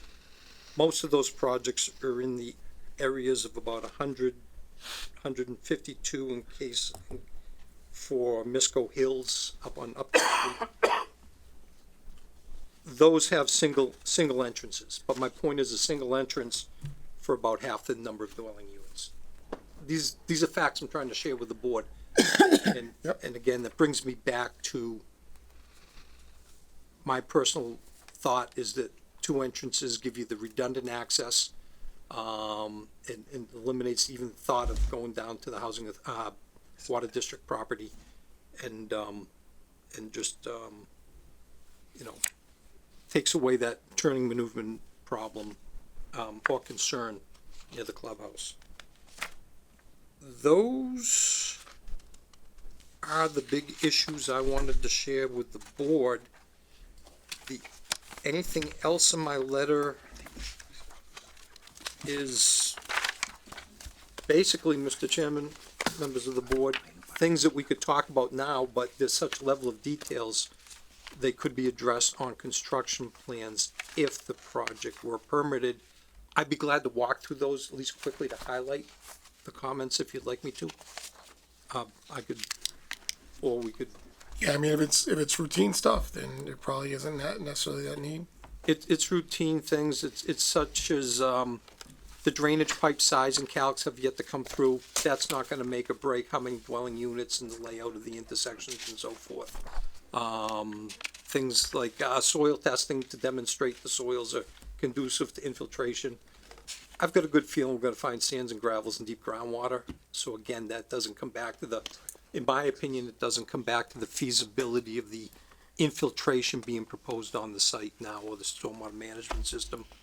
The drafting issue with the width of a sidewalk at the top of a landing ramp. That's the level of detail that I'm speaking about. That I don't want to waste the board's time tonight. Unless you'd like to hear it, I'd be glad to talk about it. But those are the things. I mean, in my opinion, I'm down to the intersection alignment and the number of entrances at the project. I thought there was something. There was also something about whether or not to extend the sidewalk system northerly on Snow Road beyond the project frontage. The lip. Oh, thank you. I'll get back to the lip. Thank you. The lip.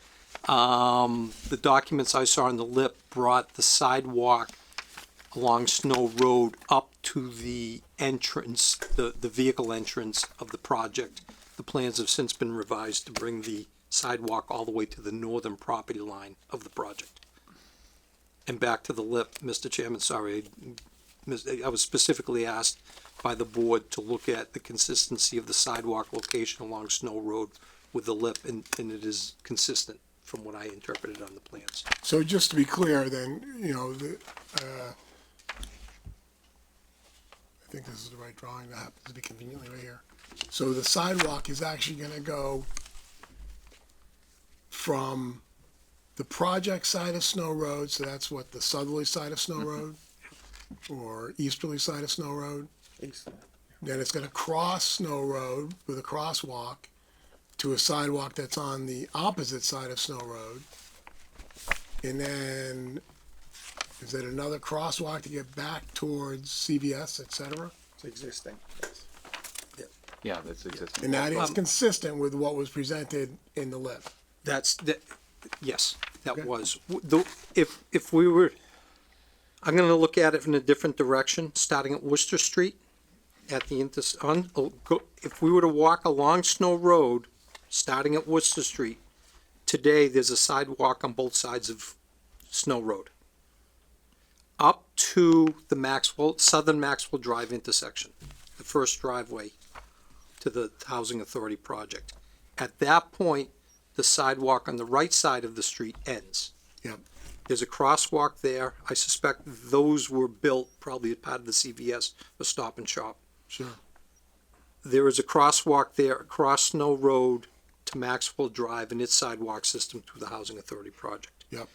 There is also a sidewalk, if one were to cross Maxwell Drive, there's not an accessible curb cut on the, after you cross the Southern Maxwell Drive driveway, there is not a ramp, people call it a ramp, it's technically a curb cut for a wheelchair to go up. But once you step up on the curb onto the sidewalk, there is a sidewalk there. Yep. That's paved, that goes all the way up to Maxwell Drive.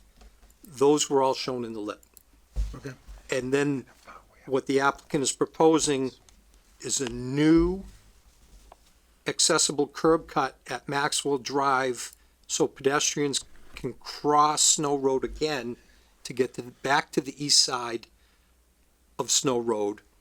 And then it's my understanding, and this was required in the lip, that the lip required that any trails on the project be accessible.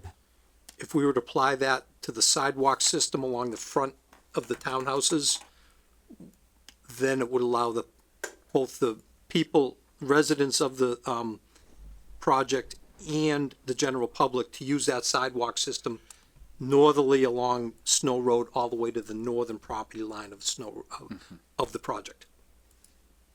And there the sidewalk is proposed to end at this time.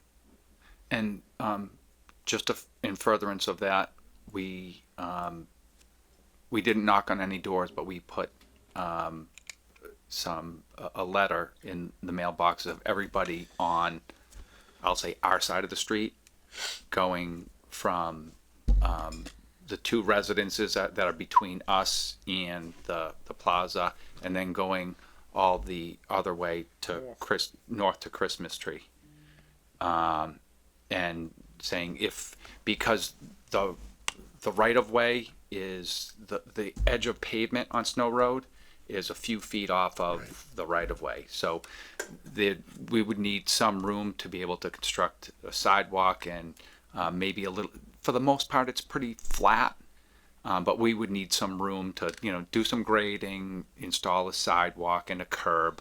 We took a look at the grades along Snow Road because we've seen this before where you put in, on the edge of the road, you put a curb and a sidewalk. Well, if there's no street drainage and you put a curb, you end up with puddles. Yep. So we took a look at the grades along Snow Road. Going from us towards Stop and Shop, it's a slope, it's down, that's not a problem. Going the other way, heading towards Christmas Tree, there are a few low spots. There's 2 low spots, and there's some catch basins in there. So feel confident we could do a curb and a sidewalk along that entire stretch. But we would have to get the permission and get them on board. So we put letters in mailboxes saying, you know, this is something that we're looking to do to make improvements in the area. If that's something you'd like to discuss with us, we'd like to discuss with you. Okay. So. Thank you. Dan, Okay, I do have a pretty picture I'd like to share with the board if I don't see the old-fashioned tripod, but I marked up so that I could at least open this up and show it to the board. I'll hold it up. This is the grading plan. In the back of the property, this orange, that's the clearing that would be required in order to create that little red driveway down to Doris Yeah. Road. Yep. On the front of the property, I highlighted in pink where the road system is now. And my thinking was, if there were gonna be two entrances, the southern one would align with Maxwell Drive. And this northern one, if it came out here, headlights would be shining at the residents across the street. But there's a grass area that possibly a fence or shrubbery or something could go up to block that. Or the entrance could be here. It shines between the houses, but when vehicles turn to go this way towards East Street, the same problem would occur with headlight glare. So I wanted to take this so far to talk with the board about the potential for two entrances, whether it be these two or these two versus one, and just share with you my thoughts and the benefits of it, and let the discussion play out from there, just like the Snow Road discussion. That's it. Thank you. thank you. Mr. Hill. Yes, with respect to the sidewalk discussion, I sort of recall discussions at the last hearing about looking at the sidewalk issue kind of holistically with the whole project of sort of rebuilding and realigning the Snow Road intersection with Route 122. And I think that in my mind, I think it's not really practical to think that people are going to cross Snow Road twice to get from the project down to Stop and Shop. I mean, knowing how people they walk from point A to point B. I think I don't think that's really practical to expect that people are going to do that. And that to me is a public safety concern. And it strikes me that there would be an opportunity here for the applicant to evaluate adding a sidewalk on the project side of Snow Road as part of one big project, which is to rebuild that section of Snow Road, realign it, adding turning lanes and so forth. I thought we had raised this as a possibility at the last hearing, and if we didn't, I think I'd raise it now. This project is a large project. It has a lot of pedestrians, and there's obviously a lot of money in the project. It seems to me like there's enough money in the project to be able to afford that type of project. And again, this is a feasibility study. I haven't seen any feasibility analysis on this, but that's something the board could ask for, is to evaluate the feasibility of including a sidewalk construction on that side of Snow Road as part of this overall intersection improvement project. Yeah, I think, Dan, what you'd even mentioned was maybe, shifting Snow Road over by 5 feet or something like that into housing authority land, such that you ended up with enough land to build a sidewalk on the easterly side. Yeah, exactly. And given that the housing authority apparently has already expressed willingness to cooperate with this project, it seems to me like that there's an opportunity there. It wouldn't necessarily require a taking to accomplish this. Who is in control of housing authority land? All that gutter, all those poles and all those trees. Is that part of town land? I mean, I know we elect the directors. So I can answer that, Peter. The housing authority technically owns the land. It's not an agency of the town. It's actually an agency of what was formerly DHCD, which is now EOHLC. So there is a process, a legal process for the disposition of housing authority land that, and this happens actually relatively, not frequently, but it does happen that housing authorities want to either dispose of surplus land or to do something like this in order to accommodate a project that's in the public interest. So there is a process by which the housing authority can ask the state EOHLC for permission to give up or give an easement over its property to accommodate a widening of Snow Road. So it doesn't involve town meeting, in other words?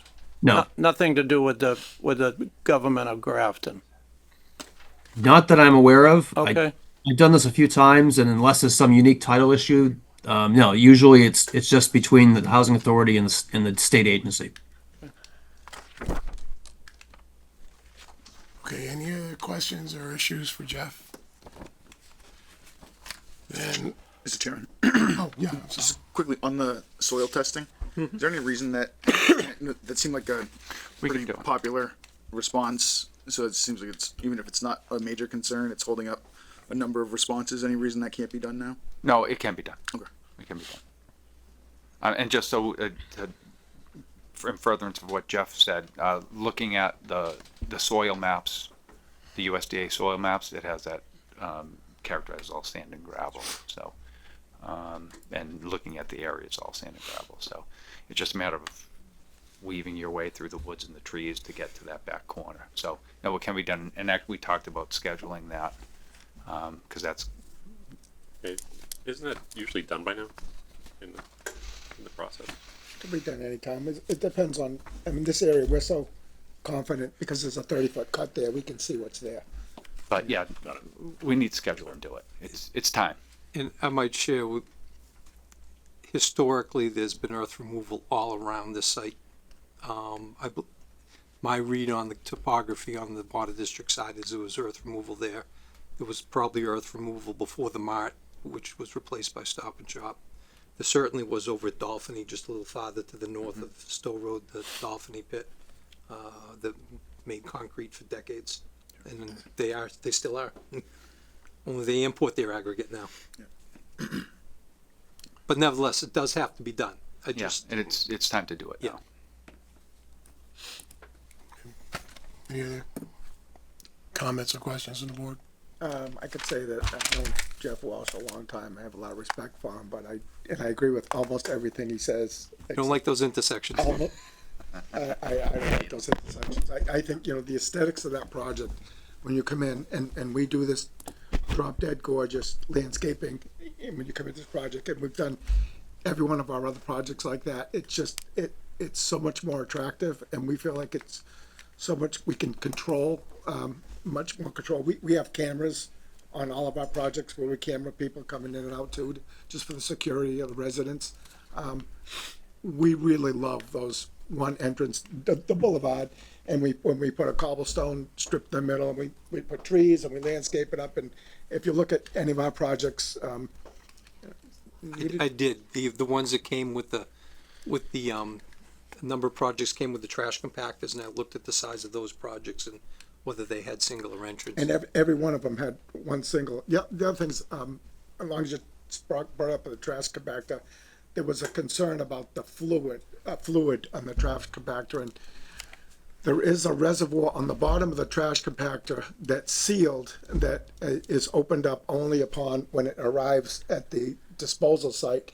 They open that, the bottom of that, and they let the effluent out into their property. So that's a sealed unit on site. So there's no leakage at all from that unit, because obviously we don't want that either. That's just nasty stuff that we don't want on our site either. So the whole unit, it doesn't get disconnected. The whole unit gets taken off and they put a new unit in there. So they're not opening anything up and opening up any trash. The whole unit comes out. It's a very expensive unit, but it's the Cadillac. It's the Cadillac. We date ourselves when we use that phrase, huh, Peter? The Yeah. Cadillac. Mr. Chairman. Yes. On that point, I spent some time on the manufacturer's website, and I was going to have a question, and I think you just cleared it up. So 2 different points. They talk about leak-proof construction, factory testing to ensure leak-proof construction. That sounds great. The second one was a little bit more confusing, mentioning a quick clean tank feature, which it sounds like you were just talking about. Standard in all RJ 2505C compactors funnels any liquid seepage which can occur during compaction into an enclosed area underneath the charge box floor. Liquid is automatically discharged at the disposal site. And so I was wondering, so what's the disposal site? But it sounds like it's at their facility, at the not trash facility. where the No. Yeah. compactor sits. So. Correct. That would be so bad in our end. Yeah. No, I know, But I can see the confusion. Right. It's like disposal site's like, well, yeah. Yeah, I could see. I know, I looked at 2 open tops. One had a hole that big, and it was fiberglass or plastic. It couldn't have been plastic, but it must have been fiberglass. It wasn't metal. And the other one was total metal, and I didn't find a hole on that, but I only looked at 2, so I'll keep looking. But those are open tops. You Yeah, gotta flip It's ones. different. Yeah, different animal. All right, other questions? Oh, the 2 entrances. As I remember, Pulte came to us with Milford Road with only 1 entrance, and we ended up Really? with 2. Yeah, that only had 1 when we started that, because that was 311 when we started, and ended up with 256. Yeah, I don't remember that. They probably put that on my headstone, but Is that a rental community or is that a for sale? For sale. condos. Yeah. All Pulte's is So for sale. they built it and walked away. Yeah, There's a difference in that. but when we first started that, there was only, and that was one of our big concerns, was the 1 entrance. Right. And it couldn't be done to have 2, but they found a way. Oh, yeah. It's funny. course, yeah. Engineers are funny like that. We didn't say it couldn't be done. We just said we didn't like it. All right, other comments or questions? Then I'll turn it over to our traffic. You've got a letter, I think, from dated yesterday. Yeah, so I'm John Dixon with TEC. Did the traffic peer review of the project. So some of the updates from the last letter we had, primarily the comments specifically related to the traffic study. Those have been ultimately satisfied by the improvements at the intersection. So one of the big ones was the delay increase was going to increase to about 2 minutes. By adding that right turn lane, it's going to actually go to about 16 seconds for the 75-foot right turn lane based on the lane assessment that had been done for it. That was a big one. Also, the safety aspect at the intersection. So by including that left turn lane, matching driver expectation to what's actually happening. So most of our comments related to that are now actually in our comments about the intersection, and otherwise the traffic study comments are resolved to the extent that they're now focused on the actual plan for the intersection. For the site comments, we do still have a couple that we wanted to keep in here. Jeff really touched on a couple of them. The first one being the secondary access to the site, which I know we've been discussing. We still, believe there should be a secondary access for emergency purposes, but we put, if the board feels that the applicant's team has performed due diligence in finding a secondary access and is unable to do so, you can consider the comment satisfied, though it sounds like you potentially don't. And I agree with what Jeff was showing as far as where there could be 2 to Snow Road. Having that secondary access is, beneficial for emergency access when anything can, block it down. The second one that we wanted to keep in here, the package deliveries. There was an update to the plans that had an area for people to stop and pick up their packages in front of the clubhouse. We had a previous comment before to not have parking in that area because it's right in the middle of that intersection. So parking had been taken out, and now there's a loading area that was put in where the parking area had been taken out. So we still don't feel that cars should be stopping in the middle of that intersection, unless it is turned into an all-way stop potentially it could work well there, but ideally you don't want cars right there. One solution that fits both of these is to separate where those driveways are so they're not directly in front of the clubhouse. Otherwise, find a different spot for that to take place. As far as other internal site ones that were satisfied, we had, I'll jump to, just to touch on ones that we didn't bring back up, but we wanted to at least mention. So the waste removal that was relocated to a spot where now vehicles can stop and drop off their trash because there is only that one spot. So, we do expect people will be driving there from farther locations, so they do have a spot where that can be dropped off. Still to the board's discretion if one spot's, sufficient, but from a traffic circulation standpoint, it is satisfied as far as there's a spot for vehicles to stop, unload without obstructing traffic and depart. And not a dead end. Not a dead end, right? Accessible paths have been added to the plan, showing different crosswalks across to the farther buildings. That was taken care of. Pedestrian details, things like that were updated appropriately. Sightline triangles were added that show where clearing should be done to provide appropriate stopping sight distance from where the entrance currently is located. So that's really the on-site issues, and then the off-site is where we, went through the new plan essentially. We want to look to at where the center lines are on the road, and this one, the first comment on here kind of gets into something a little more detailed, but when the time comes, if all the striping up to the site should be redone as part of it, that could be at the DPW's discretion at that time. We would want to see the width of the lanes that are being proposed. Some of the lanes didn't have widths on them. So there are, a number of crosswalks. There's the one at the southern Maxwell Drive, and then the one proposed near the northern Maxwell Drive, having the crosswalk warning signs, especially, where there are some more significant grades at some of those spots. So the other aspect, and this was also touched on, is having at least one, but preferably two, full pedestrian accessible pathways from the site to Worcester Road. So there should be at least one, which would involve pedestrian curb ramps at the southern Maxwell Drive, creating an accessible crossing there, because there are no pedestrian curb ramps right now. And then ideally, having a sidewalk on the other side of the road would create a secondary accessible pedestrian access to Worcester Road, but there needs to be at least one. Updating some of the details on that we have in here as well. We won't get too deep into that, but we do want to emphasize the formally striped left turn lane on Worcester Street. That will be up to MassDOT's discretion with the SHAPS, the State Highway Access Permit, when it would be to them, but we want that at least to be shown as the intention when it goes to MassDOT through the SHAPS process. As it goes along, we want to see the curb tie and grading plan. That's something that'll have to be done for that process as well.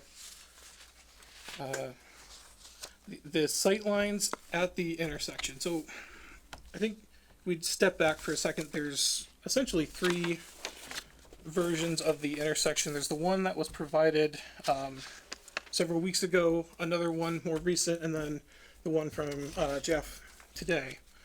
So the initial one showed what we're going to say is the minimal impacts to the right of way, and that kept it at a pretty steep angle. Knowing that the housing authority is open to more substantial impacts, we would definitely prefer to see one that tees up the intersection more substantially. The one that was provided today shows that carried line, and then Jeff's takes that a step further to potentially not relocate the utility pole, which would mitigate any questions of, even once it is permitted, how long does it take for the utility companies to actually move the pole, which that, I've seen that delay as well, where everything's permitted, you go to construction and you end up paving around a pole that still has to be moved. It's, the utility companies can be interesting at times. So ultimately, the further over we can go, that is better from a teeing up perspective.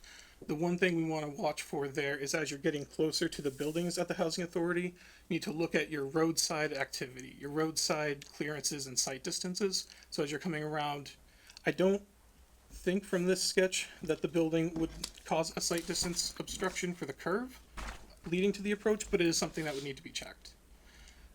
Keeping in mind too, the sidewalk would also have to be constructed on there. And then the sight lines, which is actually addressed more in comment number 9. Because there is some interesting topography here, even if it can be graded out, we need to know where the sight lines are. So the sight lines are shown plan-wise on here from what was proposed on one of the plan sheets. But what we'd like to see on sheet S3, but as this gets shifted over, especially as it could create a steeper embankment, if you cut a profile essentially along that sight line, how is the ground moving up and down? Could someone at driver height see a car coming up the road where you do have a crest curve on Worcester Street followed by a sag curve? At what point do you lose visibility of that vehicle? So we'd want to see that drawn out to show this is your driver's eye height, this is the height of a vehicle, this is your cut line through the proposed grading, and then does it need to be pushed back by a retaining wall to create a line of sight, or can it be satisfied with the grading the way it's shown? So we'd want to see something like that, and as it gets pushed further to perpendicular, that's going to be more and more critical as you're pushing more into the roadside slope. Because sight distance is critical for, having that beneficial level of service, which, it shows level of service C as the highest impact with the 75-foot right turn lane, when the current level of service is E. So it's actually an improvement over what's there now, and a significant improvement over how it would have doubled with this project if there was no turn lane. Beyond that, I just could use clarification on what's proposed as far as what pavement width is being proposed. Is it just box widening? Is it milled and overlaid, full depth? So those details will need to get worked out to know exactly what is happening. A typical section to make sure, that the grades are going to continue to drain water off the roadway. As you widen out, your 2% cross slope is still getting you lower. Now that banking gets even more of a challenge potentially. So you really want to see what that roadside looks like.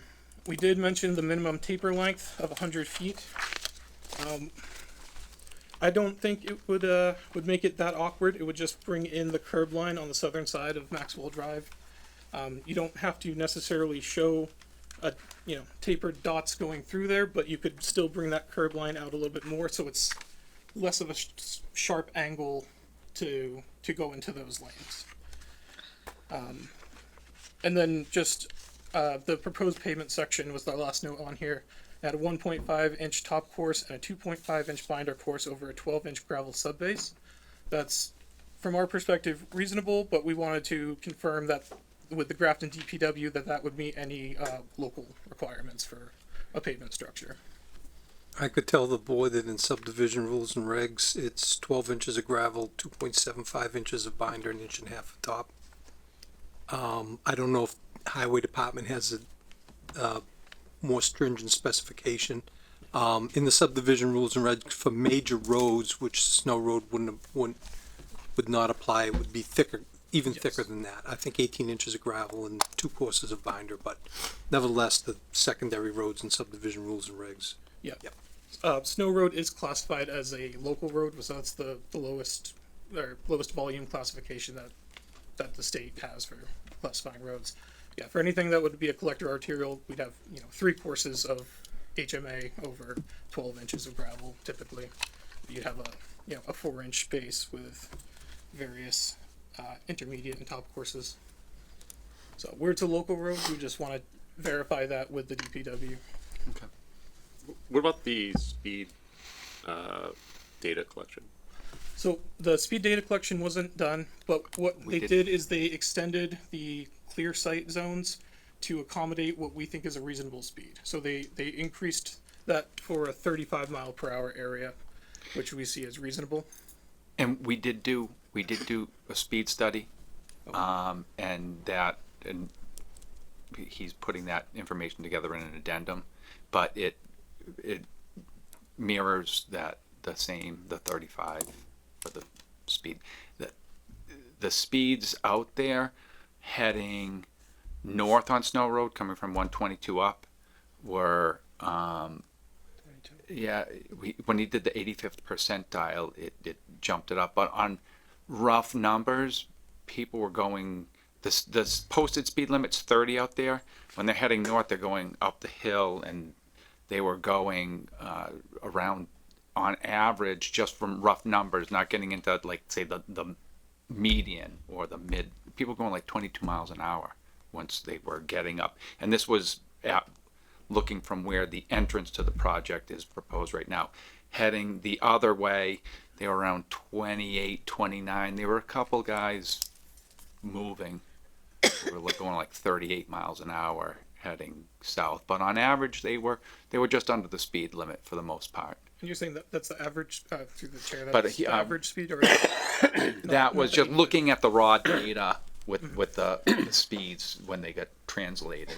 But we're going to be giving an addendum to that. But that reflects the same, what was it, the 300 and...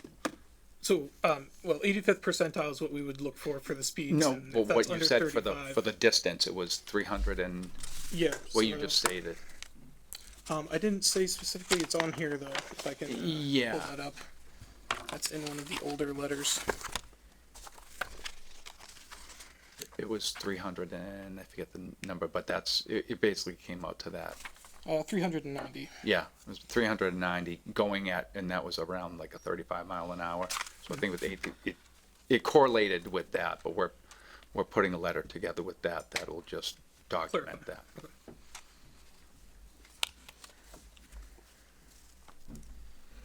One question I have, your original comment 7 talked about crash data, and there was some concern about that, and then I think you came back with additional data, but I thought there might have been still a need for better / different / do we have, and I get that the offsite improvements make it so maybe the crash data isn't really important anymore, but is there still some outstanding issue with respect to having accurate crash data? It seems like regardless of the offsite, we should have the right or the best numbers.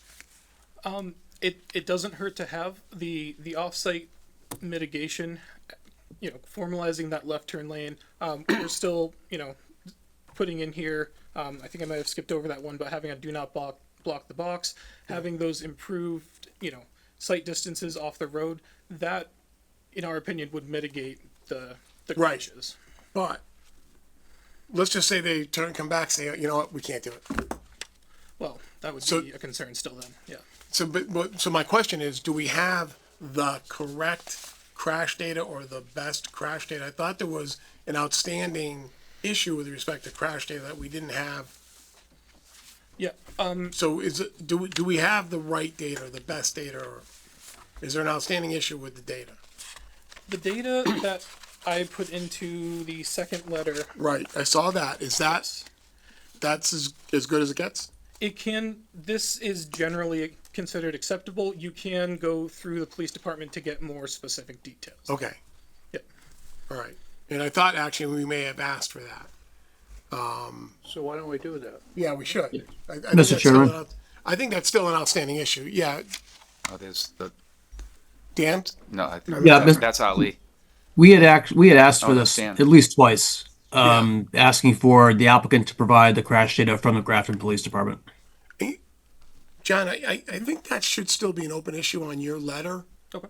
right? Because, and I get why you may have closed out number 7, but I think you need to kind of realize that just because they're saying now they may do something doesn't necessarily mean it's going to get done, and we still need to have, and you may even need to take a pass back through and make sure we've got everything that we really need. So, you know, if things change, we've got the right data and you know, you know what I mean? So I think comment 7 should be reopened until Keep we those get, open until we get that, final. yeah. Yeah. Yeah. In, in light that the intersection could change still.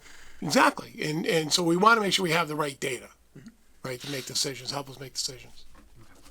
Other questions or comments from the board for traffic? I did a little survey and I forgot to bring the paper with me, but I do remember. If you go into the train station, it's 0.6 of a mile less if you go Snow Road to East Street to Institute than to go the other way. 0.6 of a mile. So many seconds. I timed it too. I'll bring it the next one. I don't know how many people in a complex like this would be going to Boston. I don't even know if there's a way to tell. Yeah. Well, one thing that could still be looked at, and we could reopen, would be the journey to work data that, you know, aggregates how many people from a particular city are going to Boston or other cities that are adjacent, things like that. And we can, you know, reopen that comment as well to get that data. Again, where the intersection improvements, we're generally, you know, making that improvement, making it easier for people to get out and go left or right. You know, there's a bit less concern, but you know, it's information that we could open back up as well. I just think this thing will add a lot of traffic going towards East Street. I do too. I mean, anybody going to the train station or Route 20 in Shrewsbury, that's the easiest way to go. Or anywhere that direction. Yeah. You're going to Westboro or beyond. Yeah. Yeah, no, I agree. But do we have significant concerns about any of those intersections? So, just speaking selfishly, my daughter goes to a dance studio in Shrewsbury. It's right on Route 20, and so I've taken to going that road or that route from Institute Road up East Street and to Snow Road, mainly to get more acquainted with how much traffic is on all these roads.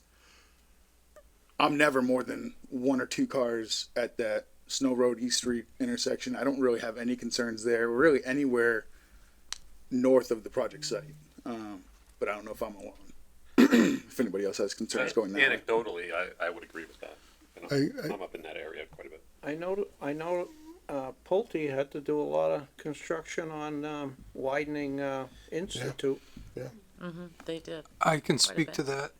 What's that? I Yeah. can speak to that. Why did they have to? That's not a bigger development Because than I this, had is a it? comment about vertical alignment when I reviewed it on behalf of the planning board. There was a very sharp hill and it was linear. There's no side streets. Commonwealth of Mass land on one side, all the wooded land on the other. The new intersection was going just over the crest of the hill and it had stopping sight distance for about 15 miles an hour. The 85th percentile was up around 38 miles an hour. And to lower the road and technically meet the requirement, it should have come down 2 more feet. But lowering the road as much as it did created a very reasonable stopping sight distance for the new intersection that wasn't on the street. So, and the widening, that's got to do with creating a sidewalk system from the 2 entrances of the project. There's a vernal pool on the Pulte side of Institute Road that the commission was not going to approve any kind of sidewalk over or near the vernal pool. So unfortunately, the road was widened.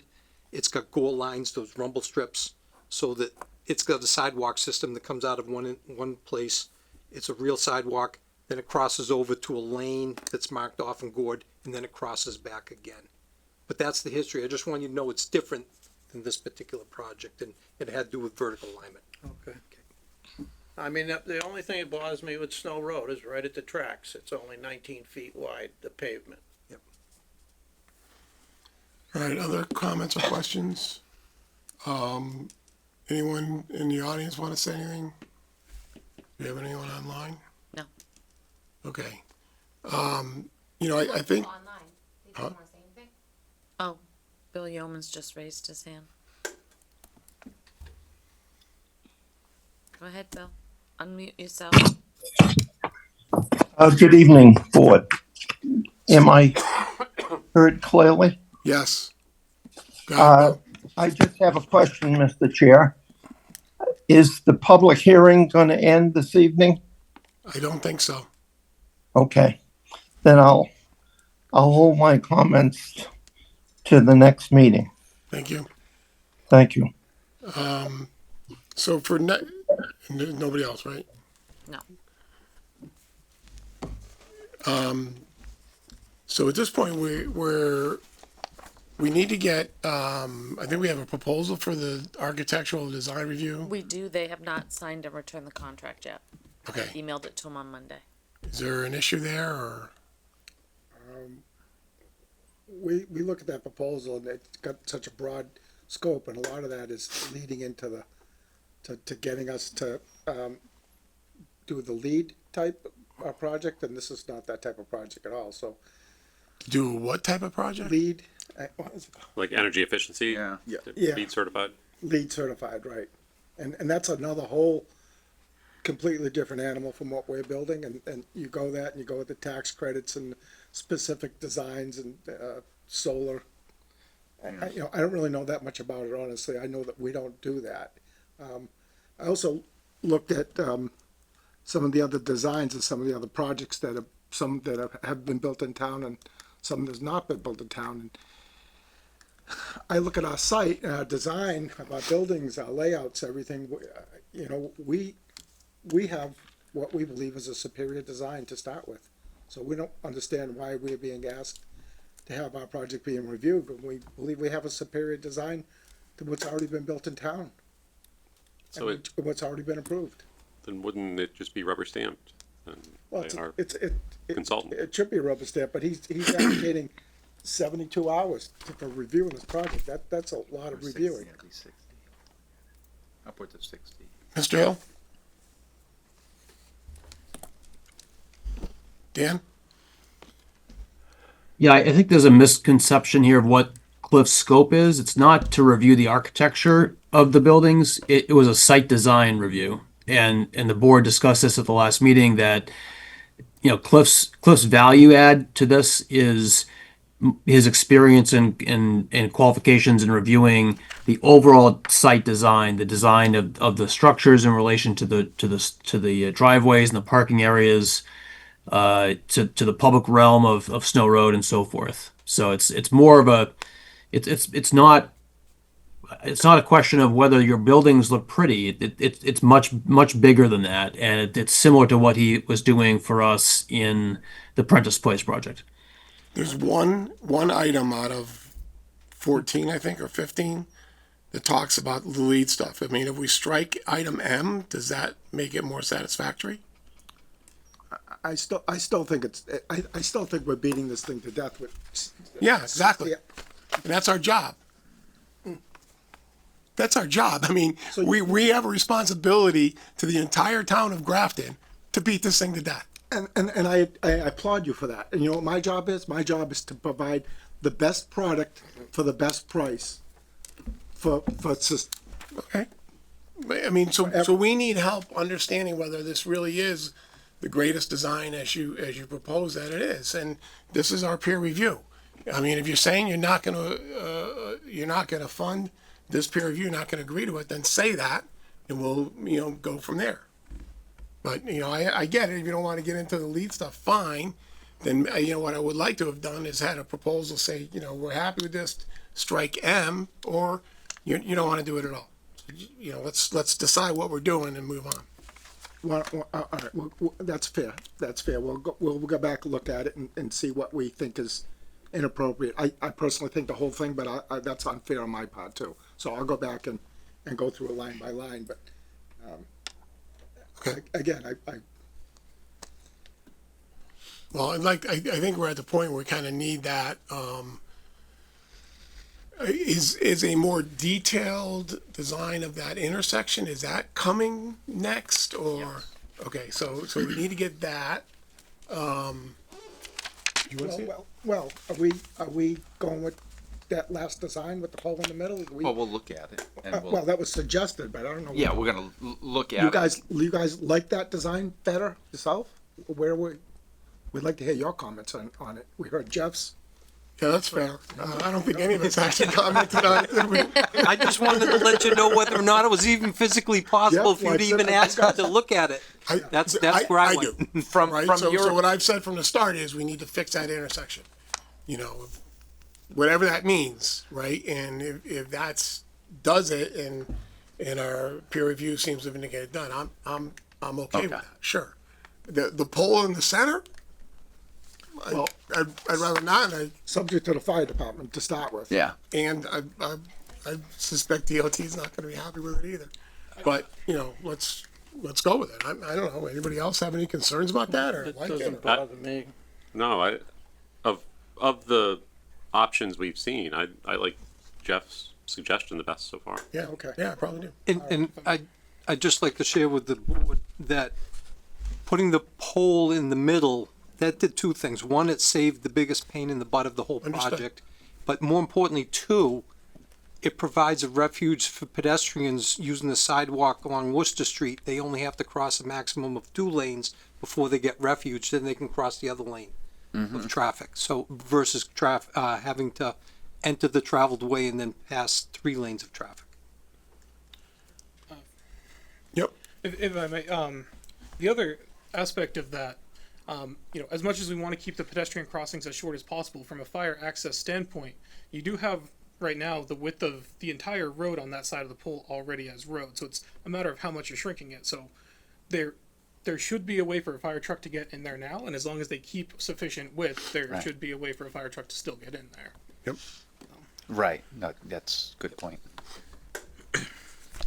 Mr. Chair, Yep. the other thought that I had, and really a reason to prefer the island option, is I look at the other, and it's kind of hard to envision with some of the writing and the information that Jeff gave us. But I think if we move all 3 lanes to the more 90-degree angle, I'm just picturing a sea of sidewalk on, at the corner of CVS, and it's kind of hard for me to picture that looking good at all. It's like, and we're not going to want to do anything with it because it's going to hurt the sight lines, and so it's just going to be a giant sidewalk sticking out into the, Yep. Understood. All right. So one thing we need to make sure we get is an extension. So what's that? It's a 90-day extension to August 1st from May 1st because we didn't sign one last meeting in May. Do you have a problem with? No, we don't have a problem. Let me say one other thing. Yep. I like a lot of Jeff's ideas, but I don't like that idea of the 2 roads coming in, and I think. You've said that. I know, and I'm gonna stress again, but if we do not have a safety issue right now with the one road coming in, if the fire department is okay, because they're generally the big elephant in the room when it comes to safety is getting that big fire truck into our development. And if we can satisfy them, which it appears we have, then and we really think it's important for the aesthetics, and that's our job, is to make this place look as beautiful as we can, because the more beautiful we can make this, the more successful we're gonna be. So aesthetically, we like it, and it does work. I would ask that we keep the one entrance, even though Jeff and John might think that it's a nicer flow, and I don't disagree with that, but we can do it. We have plenty of frontage there, and we can move our buildings around, and we can get the 2 entrances. Aesthetically, we don't like the idea at all. Nobody on my team likes it. Nobody. Understood. Mr. Chair. Yes. Speaking of fire, and we had a comment at the last meeting, they had come back and said, sorry again, still wrong truck. Have we circled back to them? I know we keep saying that the truck that was used is bigger, but bigger isn't necessarily better because you got to factor in wheelbases and overhangs and. We got the exact truck. So has that gone back through them or? No, I wanted to get these comments so we're not like sporadically throwing papers at people. But if come to find out, if if you spend more money on the auto turn, you can get your specific vehicle dimensions. Sure. They have a package where they'll give you dozens of different vehicles, but then of course if you go to the upgrade, as soon as you go to the upgrade, now you can do the specs on the exact wheelbases, this and that. So You say that like you're new to software. I know.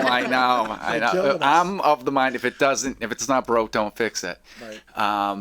But no, so we have that, and we took a nice cruise through there and made sure we stayed in our lane. What year AutoCAD are you using? I don't want to get into that.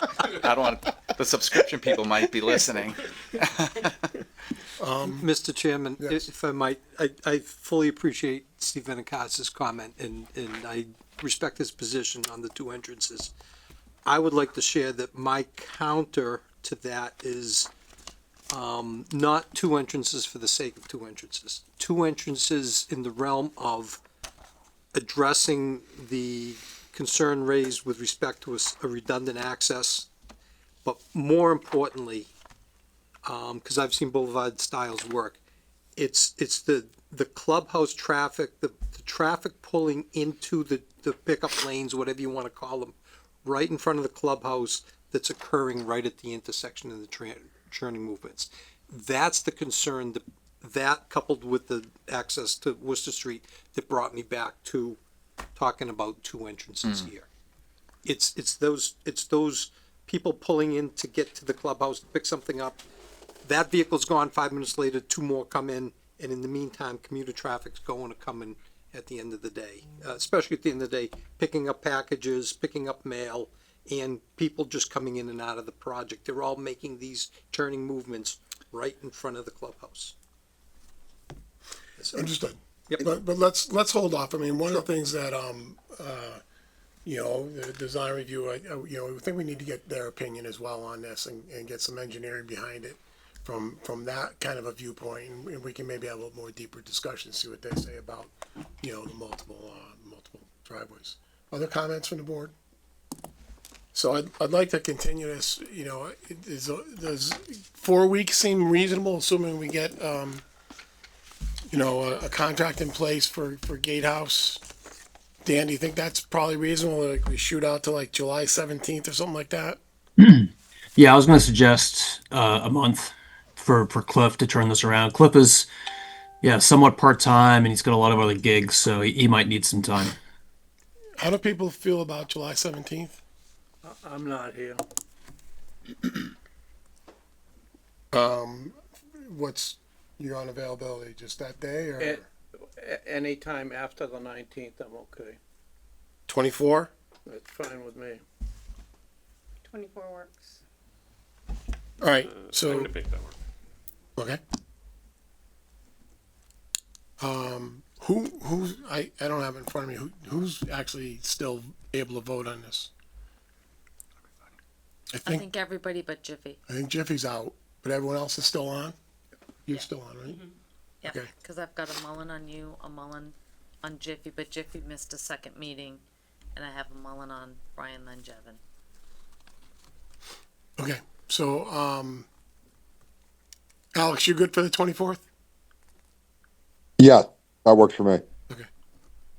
All right, so I'd entertain a motion to continue case number 910. to July 24th at 7 p.m. Second. Second. Any discussion?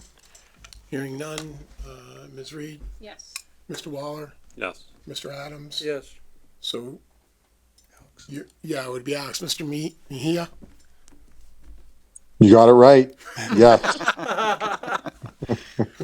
Somebody record that, please. Yeah, Vice Chairman votes yes. I'll turn the meeting over to our chairman. Everybody, thank you very much. Thank you. Thank you. Oh, Jim signed it. So are you guys gonna get me the contract for? Yep. All right. We're closed tomorrow. I'm out Friday. I will be in Monday. Thank you. I'm jealous. That's a good schedule. Yeah, I have 2 weddings in 2 states this weekend, so. Oh my God. Yeah, not so I'm not much jealous. So, can we have a motion to adjourn? Oh, For everybody, Second. Ms. Reed, yes. Mr. McCusker, Yes. Mr. Adams, Mr. Mejia. No. Yes, we sorry, continue. couldn't get off mute. No problem. Chairman votes yes, we're adjourned. So thank you for the